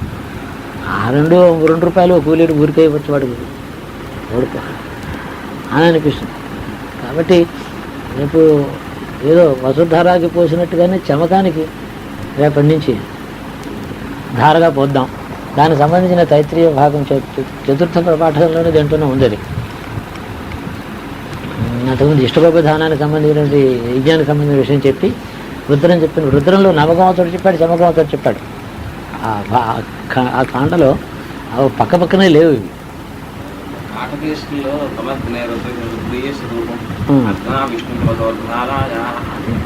అది కాటకంలో అలాగే ఉంది. అగ్నా విష్ణు వసోద్ధార వల్లే చేయండి. వసోద్ధారకి ఎలా వస్తాం అంటే కంటిన్యూస్గా ధారపోయిందని అసలు ఈ ఒక్క మాట గుర్తుపెట్టుకుని రేపు నేను మళ్ళీ మర్చిపోకుండా జ్ఞాపకం రాగానే చెప్పేస్తాను. తర్వాత దాని విషయం తర్వాత ఎలాగే యజ్ఞపురుషుడు యొక్క స్వభావం ఒకటి, అతడి స్వరూపం ఉంటుంది, తేజస్వంతమైన శరీరం ఉంటుంది. తేజస్వంతం, వర్చస్వంతం. తేజస్సు అంటే బయటకు కనబడేటటువంటి ప్రభవలే కనబడేటువంటిది. వర్చస్సు అంటే అతని లోపల నుంచి లోపల ఈ ఒక కాగితమో ఒక తెర వెనకాల దీపం ఉంటే కనబడేటువంటి దాన్ని తేజస్సు అంటాం. అది దాన్ని అది వర్చస్సు అంటాం. తేజస్సు అంటే బాహ్యంగా ఉండేటువంటిది, లోపల నుంచి బయటకు అవగతమవుతున్నటువంటిది. అది దాన్ని తేజస్సు వర్చస్సు ఆ పురుషుని ఉంటాయి. ఎవరిని మనం దృష్టిలో పెట్టుకుని చేస్తున్నాము అతడి ఆ దర్శనం అంతఃకరణలో క్రమంగా నెమ్మదిగా ఒక భావనగా కొంచెం అంతర్గతంగా ఒక వస్తువును మనం ఆరాధిస్తున్నాం.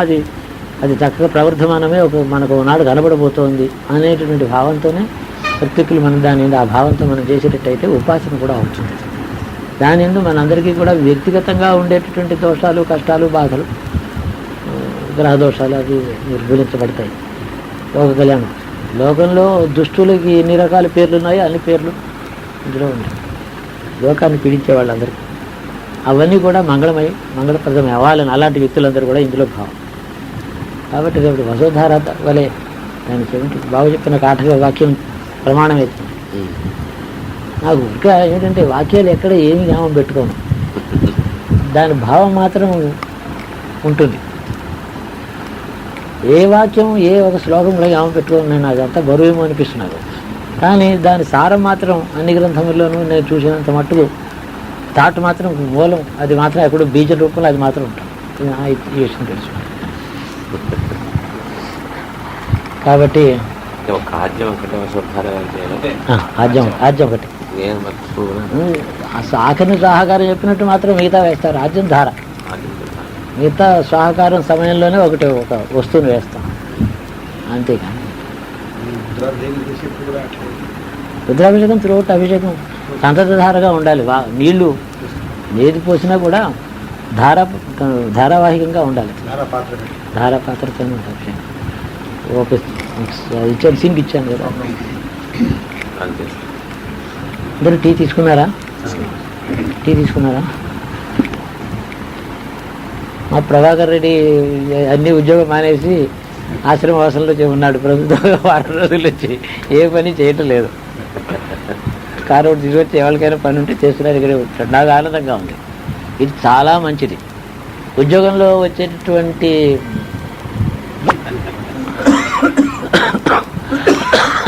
గొంతు కూడా బాగలేదంటే మన గౌతమ మహర్షి చరిత్రలో గౌతమ మహర్షి యందు ఆయన చక్కగా లోకోపకారకమైనటువంటి కార్యం చేస్తుంటే అన్నం లేని రోజుల్లో కరువు కాటకంతో బాధపడుతున్న రోజుల్లో తన తపోబలంతో 2 గడియలలో గింజలు జల్లి పంట పండించి అన్నం పెడుతున్నాడు ఆయన. 2 గడియలలో 6 గంటలకి గింజలు జల్లితే 8 గంటలకి పంట రావడం, అందరికీ పెట్టడం. ఎంతమందికో అన్నం పెడుతుంటే కొందరు బ్రాహ్మణులు ఆయన చూసి అసూయపడి ఈయనకి కీర్తి అదంతా వస్తుంది, దేవతలందరూ కూడా ఆయన స్తోత్రం చేస్తున్నారు అని ఆయన యందు గోహత్యా దోషం ఆరోపించి అపకీర్తి పాలు చేస్తే ఆయనకి చాలా మట్టుకు భరించిన తర్వాత ఆయనకి ఆగ్రహం వచ్చి మీరు పాషండులు అయిపోండి అని చెప్పి తిట్టాడు. ఆయన వాళ్ళని శపించాడు బ్రాహ్మణుల్ని. ఇంకొకరి కీర్తిని సహించలేని వాళ్ళు, ధర్మాన్ని చూసి సంతోషపడలేని వాళ్ళు, మీ జ్ఞానం మీ వేదాలు చదువు ఎందుకు మీకు, ఆ చదువు సంధ్య లేకుండా పాషండులై తిరగండి అని చెప్పించాడు. వాళ్ళు వెళ్ళి కాళ్ళ మీద పడితే సరే పర్వాలేదు ఎప్పటికో మీకు నాగరికత రావచ్చు, మళ్ళీని కృష్ణావతార కాలానికి నా శాపానికి విముక్తి కలుగుతుంది అని చెప్పాడు. ఆ తర్వాత జ్ఞాన మార్గం వస్తుంది, ముక్తి కలుగుతుందని కృష్ణావతార కాలం దాకా మీరు బాధపడండి అని పాషండులు గడ్డలి చెప్పించాడు. ఆ తర్వాత ఆ చోటు ఆయనకి విరక్తి కలిగింది. లోకోపకారం చేద్దామని అనుకుంటే అక్కడ నా యందు అపకీర్తి, నా మీద ద్వేషంతో మనుషులు ఇలా చేశారు, వాళ్ళ కర్మ వాళ్ళకు వదిలిపెడతాను, నేనే చేస్తాను, ప్రజల్ని నేనే రక్షించేవాడినా, నాకు ఎత్తుకు నేను తపస్సుకు పోతాను అనుకుని హిమోత్పర్వతం వెళ్ళిపోయినాడు అహల్యతో గౌతముడు. లోకానికి మంచి పని చేయడం కూడా సులభం కాదు అని గుర్తుపెట్టుకోండి. ఏదైనా మీరు ఊరికనే రోజు 10 మందికి అన్నం పెట్టారనుకోండి, ఇందులో ఏం చేస్తున్నాడో ఏం లాభం వస్తుందో అనుకుంటారని మనం. ఈ పేరు మీద ఎక్కడ ఎంత వసూలు చేసి ఎంత లాభం మిగుల్చుకుంటున్నాడో అనుకుంటారు, కానీ ఏదో పెడుతున్నాడు మంచివాడని అలా లోకం యొక్క తీరదు వాళ్ళకి అలా అనిపిస్తుంది. దానివల్ల వాళ్ళు ఉపకారం చేసే వాళ్ళని కూడా పోగొట్టుకుంటారు. హిమోత్పర్వతాలలో ఒక మంచి చోటు ఎన్నుకున్నాడు.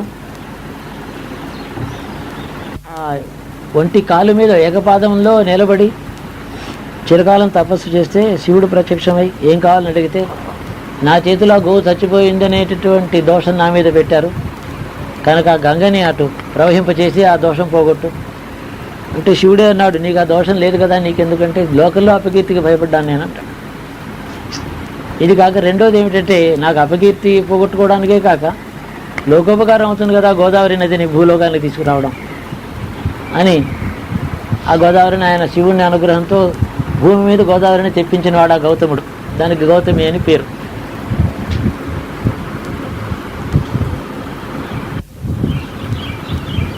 అది కూడా చెప్పుకున్నాం కదా. ఆ బ్రాహ్మణులు అందులో వెళ్ళి స్నానం చేద్దాం అనుకున్నారు. ఆ గంగాదేవి భయపడి పారిపోయింది.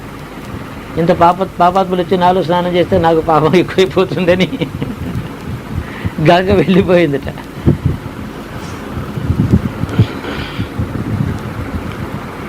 అంటే ఆయన మళ్ళీ గంగాదేవిని ప్రార్థించాట, నేనే వీళ్ళకి శాపానుగ్రహం ఇచ్చాను, శాపావసానాన్ని అనుగ్రహించాను, వాళ్ళు ఎప్పటికైనా పాపం పోగొట్టుకోవాలి కదా, నువ్వు వాళ్ళని క్షమించి వాళ్ళని స్నానం చేయనివ్వమని చెప్పి ప్రార్థిస్తే గంగ మళ్ళీ వచ్చింది అని చెప్పి పురాణం, వరాహ పురాణంలో కథ అట్లా ఉంది. ఆల్యాదేవికి గౌతముడు అనుగ్రహం చేత శతానందుడు అనేటటువంటి కొడుకు కలిగాడు. ఆ పిల్లవాడు 8-9 సంవత్సరాల వయసు రాగానే శతానందుడు తండ్రి ఆజ్ఞ తీసుకుని తపస్సుకు వెళ్ళిపోయాడు. ఒకటే మార్గం ఆ కాలంలో ఆర్యులకి, పుట్టినవాడు జ్ఞానం సంపాదించిన తపో బలంతో భగవంతుడిని దర్శనం చేయకపోతే ఎందుకు మానవ జన్మ, ఒకటే ప్రశ్న. ఇక ఏ పని చేసినా ఎందుకు పనికిరాదు, రాజ్యాలు ఏలుకున్నా కొడుకుల్ని కన్నా ఏమిటి లాభం, తపస్సు ఈశ్వర సాక్షాత్కారము ముక్తి, ఇది పరమధర్మం ఆర్యుడికి. ఎవడు చెప్పక్కర్లేదు.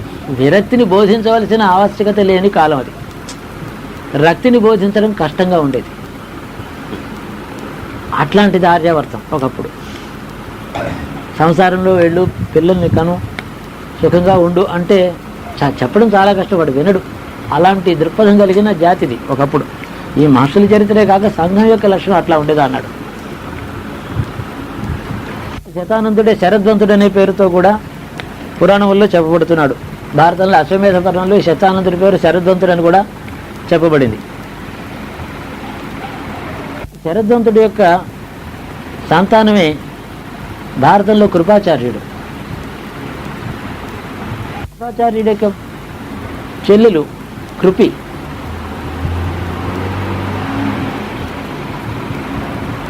ఒకసారి గౌతమునికి అనుగ్రహం కలిగినప్పుడు అహల్యకు మరొక సంతానం కలిగింది. ఆవిడ పేరు అంజన. అంజన ఆంజనేయుని తల్లి. ఆంజనేయుని తల్లి అయిన అంజన కూడా అహల్యకు గౌతమ పుత్రికగా ప్రసాదించబడింది. ఆ జారత్వానికి అంటగడతారు కొన్ని కథల్లో, అది తప్పు, పురాణంలో లేదు.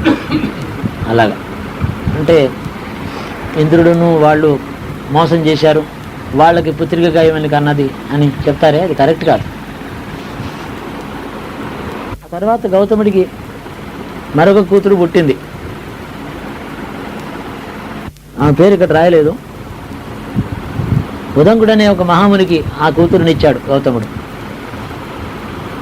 ఉదంకుడి చరిత్ర, గురుభక్తిని గురించి చెప్పవలసి వచ్చినప్పుడు ఉదంకుడి చరిత్ర చెప్తారు. అఖండమైన తపస్సు చేసి అతని చరిత్ర ఎక్కడో వస్తుంది ప్రత్యేకం. ఇప్పుడు అక్కడి గురించి అతని కాదు ఇప్పుడు నేను ఇక్కడ చెప్పటం లేదు. అతని చరిత్ర వేరే ఉంది. ఉదంకుడు గురుభక్తి అంటే ఎట్లా ఉంటుందో లోకానికి చూపించాడు. మూర్ఖుడు వలే ఉండేవాడు చిన్నప్పుడు. ఆ ఉదంకుడు ఎంత గొప్పవాడంటే గురుభక్తి వల్ల ఎంత తపస్సు, ఎంత తగ్గుబల తప్పనుడైన అంటే వార్ధక్యం వరకు పెళ్లి చేసుకోలేదు.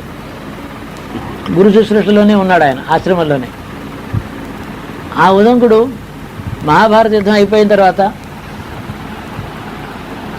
కౌరవుల పక్షంలో ఉండిన వాళ్ళు కొందరు వెళ్ళి ఉదంకుడు ఆశ్రమానికి వెళ్ళి, మహాత్మా నీ వంటి మహాత్ములు ఈ లోకంలో ఇలా ఉండగానే ఎంత ఘోరం జరిగిందో చూసావా?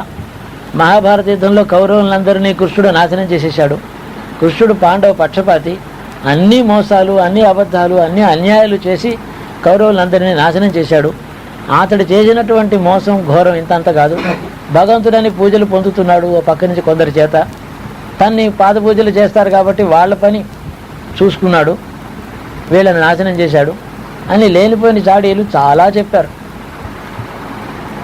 3-4 అక్కడక్కడ సంఘటనలు చూపించి అప్పుడు అలా చేశాడు, ఇప్పుడు ఇట్లా చేశాడు, అన్యాయంగా భీష్ముడిని చంపాడు, మరి ద్రోణాచార్యులనేమో అస్త్ర సన్యాసం చేశాడు, శిరచ్ఛేదం చేయించాడు, ఇలాగే చెప్పారు.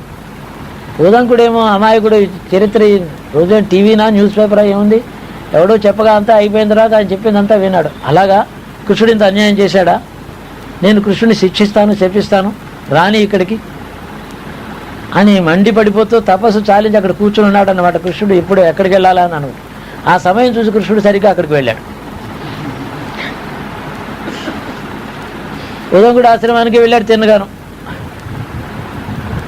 మహాత్మా మీ దర్శనం కోరి వచ్చాను నేను, మీ ఆశీర్వచనం నాకు కావాలి కదా మరి అన్నాడు. అంటే మాట్లాడకుండా ముఖం అటు తిప్పుకుని, నువ్వు చేసిన ఘోరాలని నేను విన్నాను, నేను శపించి శిక్షించదలుచుకున్నాను అన్నాడు.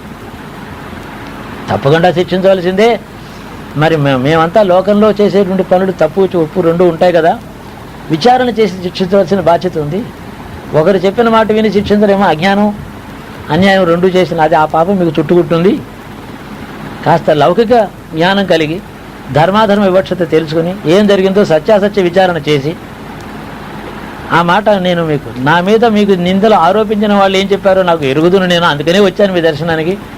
నేను చెప్పవలసిందంతా మీరు విన్న తర్వాత నిర్ణయం చేయండి, మీ శాపం అడిగి నేను తీసుకుంటాను, నేను శిరోధార్యం నాకు మీ శాపం శిక్షిస్తాను ఇలా అన్నాడు. సగం చల్లారిపోయాడు. ఏమంటాడు ఎవడైనా అంతే. ఆ తర్వాత పోసుకొచ్చినట్టే ఈయనకి మాట్లాడడం చేత కదా ఏమిటి. ఆ సన్నాసులు ఏదో ఒక కథ చెప్పారు కానీ దానికి అంతకన్నా యుక్తియుక్తంగా అద్భుతంగా మహాభారత కథ ఆయనకు వినిపించాడు. నమస్కరించాడు కృష్ణుడికి. ఎంత అపరాధం చేశాను, నేను శిక్షిద్దామని అనుకున్నాను, నాకు సత్యం తెలియదు, నేను మూఢుణ్ణే, ఒకరు చెప్పిన మాట విని ఇలా అయ్యాను, నిన్ను శపిస్తానని చెప్పించి మంత్రోదకం కూడా పట్టుకునేవాడిని, నేను పాపం చేసి ఉండేవాడిని అంటే అన్నాడు. అలా కాదు, ఏదో ఒక మాట విని మీరు నా మీద ఆగ్రహించినటువంటి కోపం ఊరికే పోరాదు, ఏదో శాపం ఇవ్వండి నాకు అన్నాడు. భయపడ్డాడు ఉదంకుడు. అని చివరికి కాలాంతరం ముందు అన్నిటికీ కర్తవు నువ్వేమనుకుంటావో అది అవుతుంది, మా శాపాలు, మా పాపాలు, తాపాలు, కోపాలు ఇవన్నీ కూడా మా కర్మకొద్దీ మేము చేస్తూ ఉంటాం, మేము ప్రాకృతులం అయ్యా, మాకేం అంత బ్రహ్మజ్ఞానమా, త్రికాల వేదులమా, మేము లోకాన్ని సంరక్షించడం, శిక్షించడం, రక్షించడం అనే సంకల్పం నీది, కాబట్టి నువ్వేమనుకుంటావు అది అవుతుంది. సరే నువ్వు అన్నావు కాబట్టి నాకు ఈ శాపాగ్ని నేను ఎక్కడో చోట విడవదలుచుకున్నాను, నేను ఇది నీ వంశం అంతా చిట్ట చివరికి నాశనం కాబోతోంది కదా, దానికి వినియోగపడుతుంది శాపం అన్నాడు. ఆ గాంధారి శాపం ఒకటి, ఉదంకుడి శాపం ఒకటి, రెండు కూడా కృష్ణుడి యొక్క వంశం పోవడానికి. మొన్న బాబు చెప్పారే 64,000 మంది 1,64,000 మంది సంతానం అని చెప్పారు ఆయనకి. అంటే తెలిసిన వాళ్ళే ఉన్నారు, తెలియని వాళ్ళు ఉన్నారు, అనేక మంది సుప్రసిద్ధులు అప్రసిద్ధులు అనేక మంది ఉన్నారు. వాళ్ళందరూ కూడా పాపం అంటే ధర్మాన్ని ఆయన ప్రతిష్ఠ చేసినప్పటికీ కూడా అది నిలబడి ఒక మంచి నూతనమైనటువంటి మంగళప్రదమైన యుగానికి ఆరంభం కాలేదు.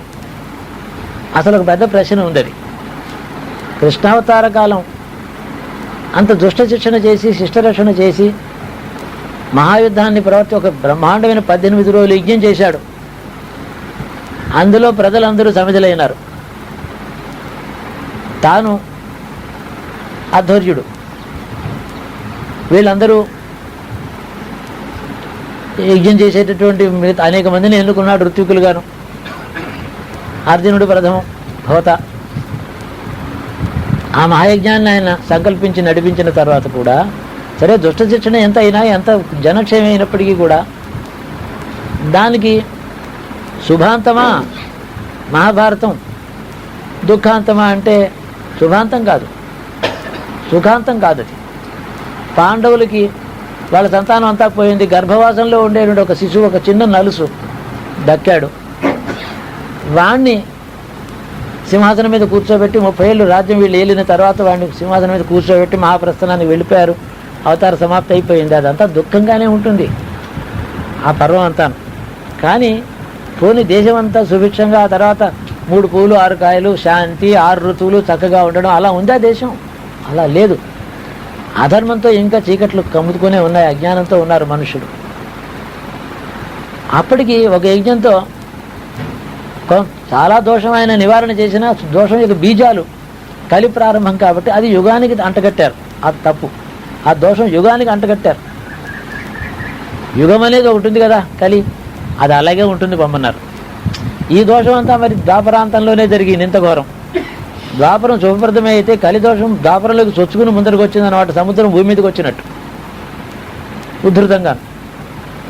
ఈ ప్రకారంగా కలి యొక్క దోషం ద్వాపరాంతమందే ప్రజలందరూ అనుభవించారు. రాజవంశముల్లో అధర్మం వచ్చింది. రాజు చక్రవర్తి యొక్క పేరోలగంలో ఆయన దర్బారులో భయంకరమైన స్త్రీకి అవమానం జరగడం, ఉత్తమ జాతి స్త్రీకి, వాళ్ళ కుల స్త్రీకి ఇలాంటి అధర్మం చాలా హీనాతిహీనమైన ఆటవిక జాతిలో కూడా స్త్రీకి అలా అవమానం జరగడం రాజు కొలువులో జరిగింది.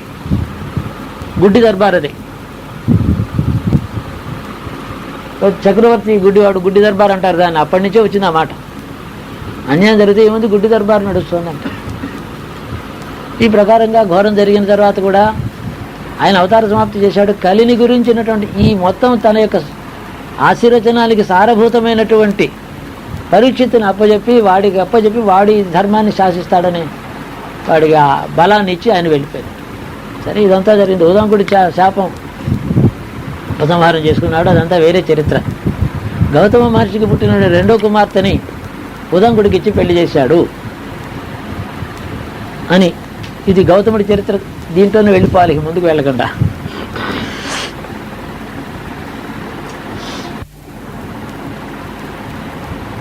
మనందరికీ తెలిసినటువంటి గాథే. ఇంద్రుడు అహల్య మీద మోహం పెట్టుకునే ఉన్నాడు. అతడిది మరో లేదు. ఒకనాడు మారువేషంతో గౌతముడి ఆశ్రమానికి పొద్దున్నే వచ్చి రాత్రి 2 గంటలు లేచి కోడి అయి కూస్తే కోడిపోత విని ఆయన తెల్లవారుజామున అయిపోయింది అనుకుని ఆయన స్నానానికి వెళ్ళిపోయినాడు. అప్పట్లో గౌతముడు వేషం వేసుకుని మళ్ళీ వెనక్కి వచ్చి ఆమెను కోరాడు. భర్తే అనుకుని ఆమె అక్కడ మోసపోయిందని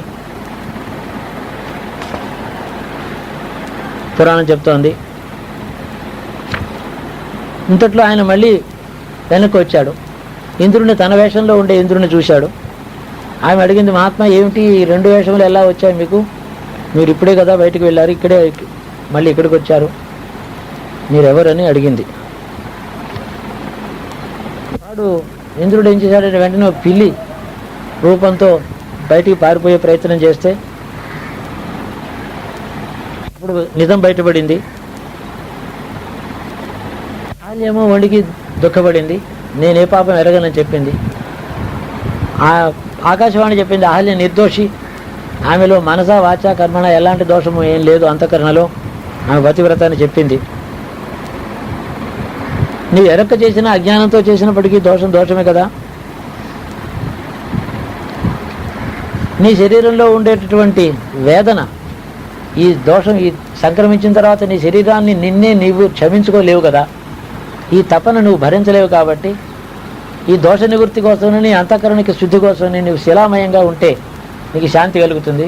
చిరకాలం శిలవలే ఉండు, ఈ ప్రకృతిలో వాన ఎండ తగులుతుంది, ఈ ఆశ్రమంలోనే పడుండు. ఈ శరీరంలో చైతన్యవంతమైనటువంటి శరీరంలో ఉండకుండా చేతనారహితమైన శిలగా ఉంటే నీకు తపస్సులో అదొక తపస్సు అవుతుంది, నీకు క్షాళన అవుతుంది, నీకు శాంతి కలుగుతుంది, పాప క్షయం అవుతుంది, అది దోష నివారణ అవుతుంది, అది శిక్షగాను ఉంటుంది అని ఆయన అనుగ్రహించాడు ఆ శాప రూపంలో. లేకపోతే చైతన్యవంతంగా ఉండి తింటూ తిరుగుతూ తను తాను క్షమించుకుని సుఖంగా ఉండగలదా అహల్య అని చాలామంది అంటారు. ఏమిటంటే అహల్య తప్పు లేకుండా ఆమెని మోసపోతే ఆమెని రాయి అయిపోమని చెప్పించారు.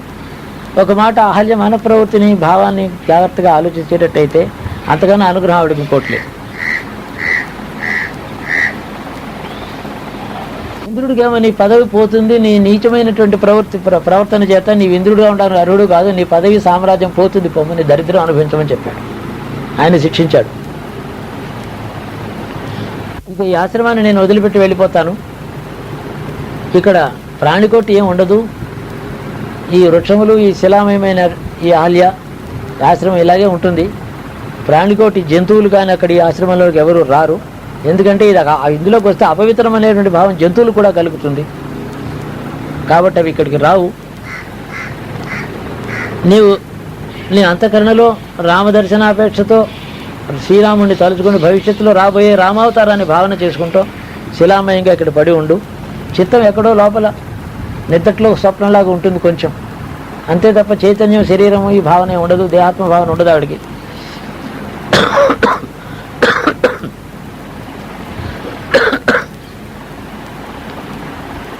అతడికి శరీరం అంతా యోనిమయంగా శపించాడు, నీచమైన కోరిక కోరడం చేతవాడు దేవేంద్రుని. అతడు కాళ్ళ మీద పడి ఏడిస్తే అది ఇతరులు కనబడకుండా ఉంటుంది, అది నీకు మాత్రమే కనిపిస్తుంది, సంఘంలో అవమానం పాలు కాకుండా ఉంటావని అతన్ని అనుగ్రహించాడు.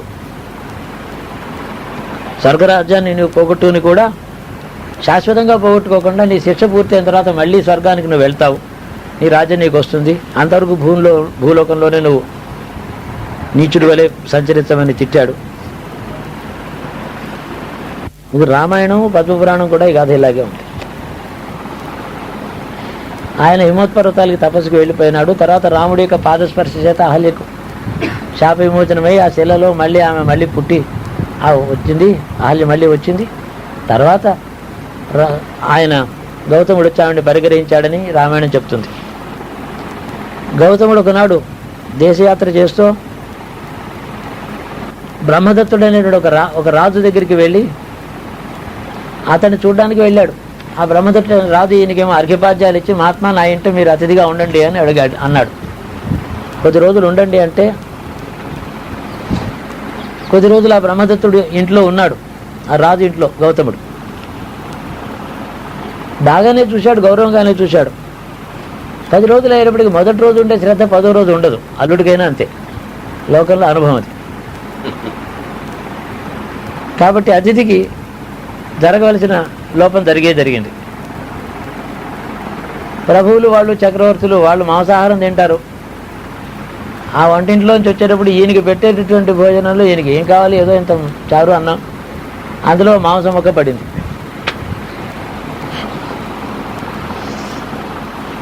ఉండమంటే ఉన్నాను, నేను శ్రద్ధతో నన్ను ఆతిథ్యం ఇమ్మని ఇస్తానని అంటే ఉన్నాను, ఎంత ఘోరమా ఇది, నాకు అపకారం జరిగింది, నేను నివేదన చేసుకుని తినబోయే అన్నంలో అది కనిపించింది,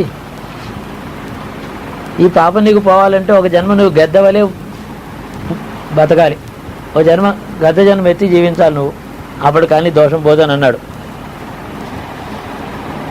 ఆ గద్ద మళ్ళీ ప్రార్థించితే ఆ గద్ద జన్మలోనే నీకు ఆ రాజు మళ్ళీ ప్రార్థించాడు, పర్వాలేదు నీ దోషం పోవడానికి నేను అన్నాను ఇలాగా, ఇది పాపం కదా నా వంటి వాడికి మాంసం ముక్క అన్నంలో పెట్టడం, నీవు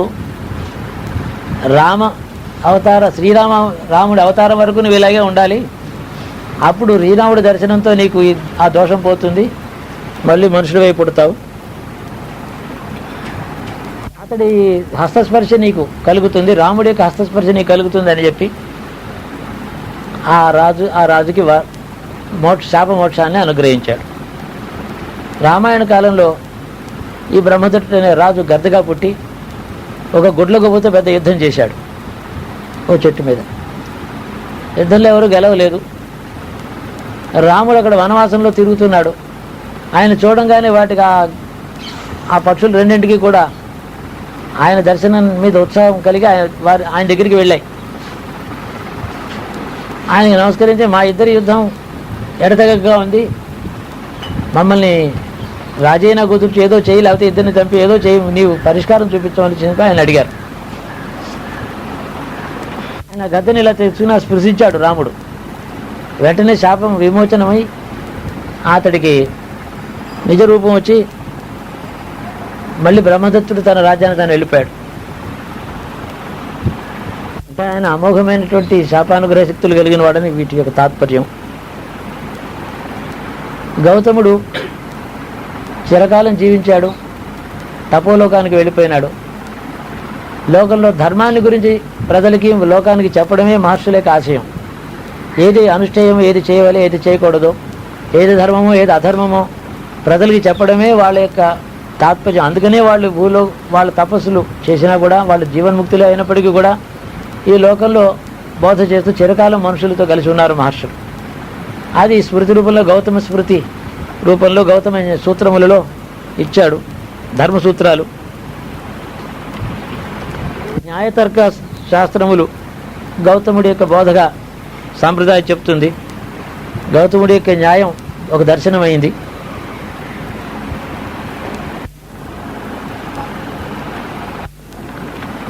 ఆయన స్మృతిలో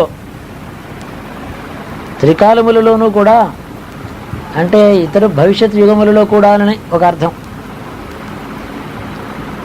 ఇప్పుడు దోషం లేనటువంటి కొన్ని ధర్మసూత్రములు ఉన్నాయి, ఏ యుగంలోనైనా అనుష్ఠేయములేవి. అవి అజ్ఞానాన్ని నాశనం చేసి మనిషికి పుణ్యలోకాలు ఇచ్చి ఉత్తమ జీవనాన్ని ఇస్తాయి, ముక్తికి హేతు అని చెప్పి 28 ధర్మములు ఆయన బోధించాట ఆయన సూత్రములలో. గౌతమ ధర్మసూత్రం మన దగ్గర ఉంది. రెండోదైనటువంటి న్యాయశాస్త్రంలో తర్కశాస్త్రం మీద చాలా విషయం అందులో చెప్పబడింది. అప్పటి నుంచి ఇప్పటికీ కూడా గౌతముడి యొక్క న్యాయశాస్త్రమే తర్కశాస్త్రానికి మూలం అవుతుంది. అది ఇప్పటికీ ఆ తర్కశాస్త్రం అలాగే, దాని మీద ఎవడు ఇంప్రూవ్మెంట్ చేసిన వాడు ఎవరు లేరు. నవీన తర్కం అని చెప్పి ఈ మధ్యన ఒకటి వచ్చింది, కొన్ని వందల సంవత్సరాల నుంచి దాని గురించి బెంగాల్లో పుట్టింది. అది దాంట్లో పెద్ద మార్పు ఏమీ లేదు ప్రధానంగా చూడాలంటే. ఆ న్యాయశాస్త్రాన్ని వ్యాసుడు ఖండించే ప్రయత్నం చేశాడు. గౌతముడికి కోపం వచ్చింది, సరే మళ్ళీ ఉపసంహరించుకున్నాడు. న్యాయశాస్త్రం మీద వ్యాసుడు కొంత నిరాకృతి చూపించినట్టు పురాణం చెప్తుంది. ఆ న్యాయశాస్త్రాలని వ్యాసుడు ఒప్పుకోలేదని. ఆయన అది వ్యాసుడికి జైమినికి వచ్చినటువంటి కోపంలో, జైమినేమో భగవంతుడు ఈశ్వరుడు లేడని చెప్పి పూర్వమీమాంస రాశాడు జైమిని మహర్షి. ఈశ్వరుడే లేడని, ఈశ్వరుడికి ఈశ్వర ప్రతిపాదన చేస్తూ భాగవతం మొదలైనని చెప్పి బ్రహ్మసూత్రములకి అన్నింటి కూడా అర్థం రాసి సూత్రాన్ని సూత్రీకరించిన వ్యాసుడికి ఈశ్వరుడు లేడని చెప్పి తన శిష్యుడైన జైమిని వకాణించి చెప్పేటప్పటికీ శిష్యుడి మీద కోపం వచ్చింది. నా దగ్గర నేర్చుకుని వీడు నేను చెప్పిన విద్యకి చివరికి ఫలమైదా, ఈశ్వరుడే లేడని చెప్పి అంటాడా అని జైమిని ముఖం చూడనని వ్యాసుడు అన్నట్టు, జైమిని మహర్షి వెళ్ళి గురువు దగ్గరికి వెళ్ళి నీ పాద దర్శనం కోసం వచ్చాను అంటే, నీ ముఖం నేను చూడదలుచుకోలేదు, నాకు ఈ కళ్ళతో నీ ముఖం చూడను అన్నాడు. ఆ ప్రతిజ్ఞాపాలన కోసం నిన్ను చూడను అన్నాడు. ఆయన మళ్ళీ లోపలికి కబురు పెట్టాడు. శిష్యుడు వచ్చి నమస్కరిస్తాను అన్నప్పుడు గురువు నమస్కారం తీసుకుని తీరవలసిందే, అదే ధర్మము, అదే న్యాయము, కనుక తిరస్కరించడానికి వీలు లేదు, దీనికి ఏమంటావు? అదే ఈ కళతో నిన్ను చూడను అన్నాను కదా, ఏం చేయను నేను, ఇక ఇరుకుని పడ్డాను నేను. సరే, నా పాదములలో నేత్రాలు పెట్టుకుని నా పాదాలని నీవు స్పృశించినప్పుడు పాదాల్లో ఉండే నేత్రాలతో నిన్ను చూస్తాను అని పాదములలో నేత్రములు పెట్టుకుని అతడి నమస్కారం స్వీకరించి ఆ కారణం చేత అక్షపాదుడైనాడు, కాళ్ళలో కన్నులు కలిగిన వాడు అని పేరు. అది వ్యాసుడికి వచ్చింది. అలాంటి స్థితి వ్యాసుడి మీద గౌతముడికి కోపం వచ్చినప్పుడు ఇదే అక్కడ మళ్ళీ జరిగిందట. గౌతముడు కూడా అక్షపాదుడైనాడు ఆ ప్రకారంగా. వ్యాసుడేమో వెళ్ళి గౌతముడికి నమస్కరిస్తే నేను నమస్కారం తీసుకొని అన్నాడు. ఆయన తీసుకుని తీరాలని నిర్బంధించాడు. నమస్కరిస్తాను, ఆశీర్వదించవలసిందే. శత్రువు అయినా సరే నమస్కరించినప్పుడు ఆశీర్వదించి తీరవలసినదే ధర్మం. నేను నీకు ఆశీర్వదించను, నాకు నమస్కారం పెట్టక్కర్లేదు పో అనడానికి వీల్లేదు. రామాయణంలో, విచిత్ర రామాయణంలోనూ అక్కడ కూడా రాముడు వెళ్ళి ఆ రావణుని ఆశీర్వచనం అడిగినట్టు ఒక చోట చెప్పింది ఒక రామాయణం. ఆయన శివ పూజ చేస్తూ, రావణుడు శివభక్తుడు కదా, తెల్లవారుజామని పంచపంచ ఉషకాలంలో శివారాధన చేసి అభిషేకం చేసి రుద్రుడిని పూజ చేసేవాడు ఆయన. ఆ సమయానికి ఎవడు వెళ్ళినా సరే ఏది కావాలంటే ఇది ఇచ్చి తీరాలి. రాముడు వయసులో చిన్నవాడు, 20 ఏళ్ళవాడు, 25 ఏళ్ళవాడు, చిన్నవాడు కదా, క్షత్రియుడు, వాడు బ్రాహ్మణుడు, వృద్ధుడు, పెద్దవాడు, వేదాంగాలు చదువుకున్నవాడు. అతడికి ఈయన వెళ్ళి నమస్కరించడం సవ్యమే. కాబట్టి ఆశీర్వచన ఇవ్వాల్సిన బాధ్యత. ఆ రాముడు వెళ్ళి ఆ రావణుడికి నమస్కరించినట్టు, రామ నీకే జయం కలుగుతుంది, జయోస్తు విజయోస్తు ఆయుష్మాన్ భవ అని అతడు ఆశీర్వదించినట్టు ఒక రామాయణం చెప్తుంది. అంటే ఒక ధర్మం కోసం ఒక కథ కల్పిస్తారు, నిజాబద్ధం ఎవడికి తెలుసు. అలాగే గౌతమ వ్యాసుల విషయంలో కూడా అలాంటి అక్షబాధుడని, గౌతముడు కూడా అక్షబాధుడైనాడని చెప్తుంది. గౌతముడి యొక్క న్యాయశాస్త్రం 5 అధ్యాయాల్లో ఉంది. ప్రతిజ్ఞ, హేతువు, ఉదాహరణ ఇట్లాంటి విషయములతో 16 పదార్థములు ఉంటాయి శాస్త్రం ఉందో, అవన్నీ వాటితో కూడా ఉంది.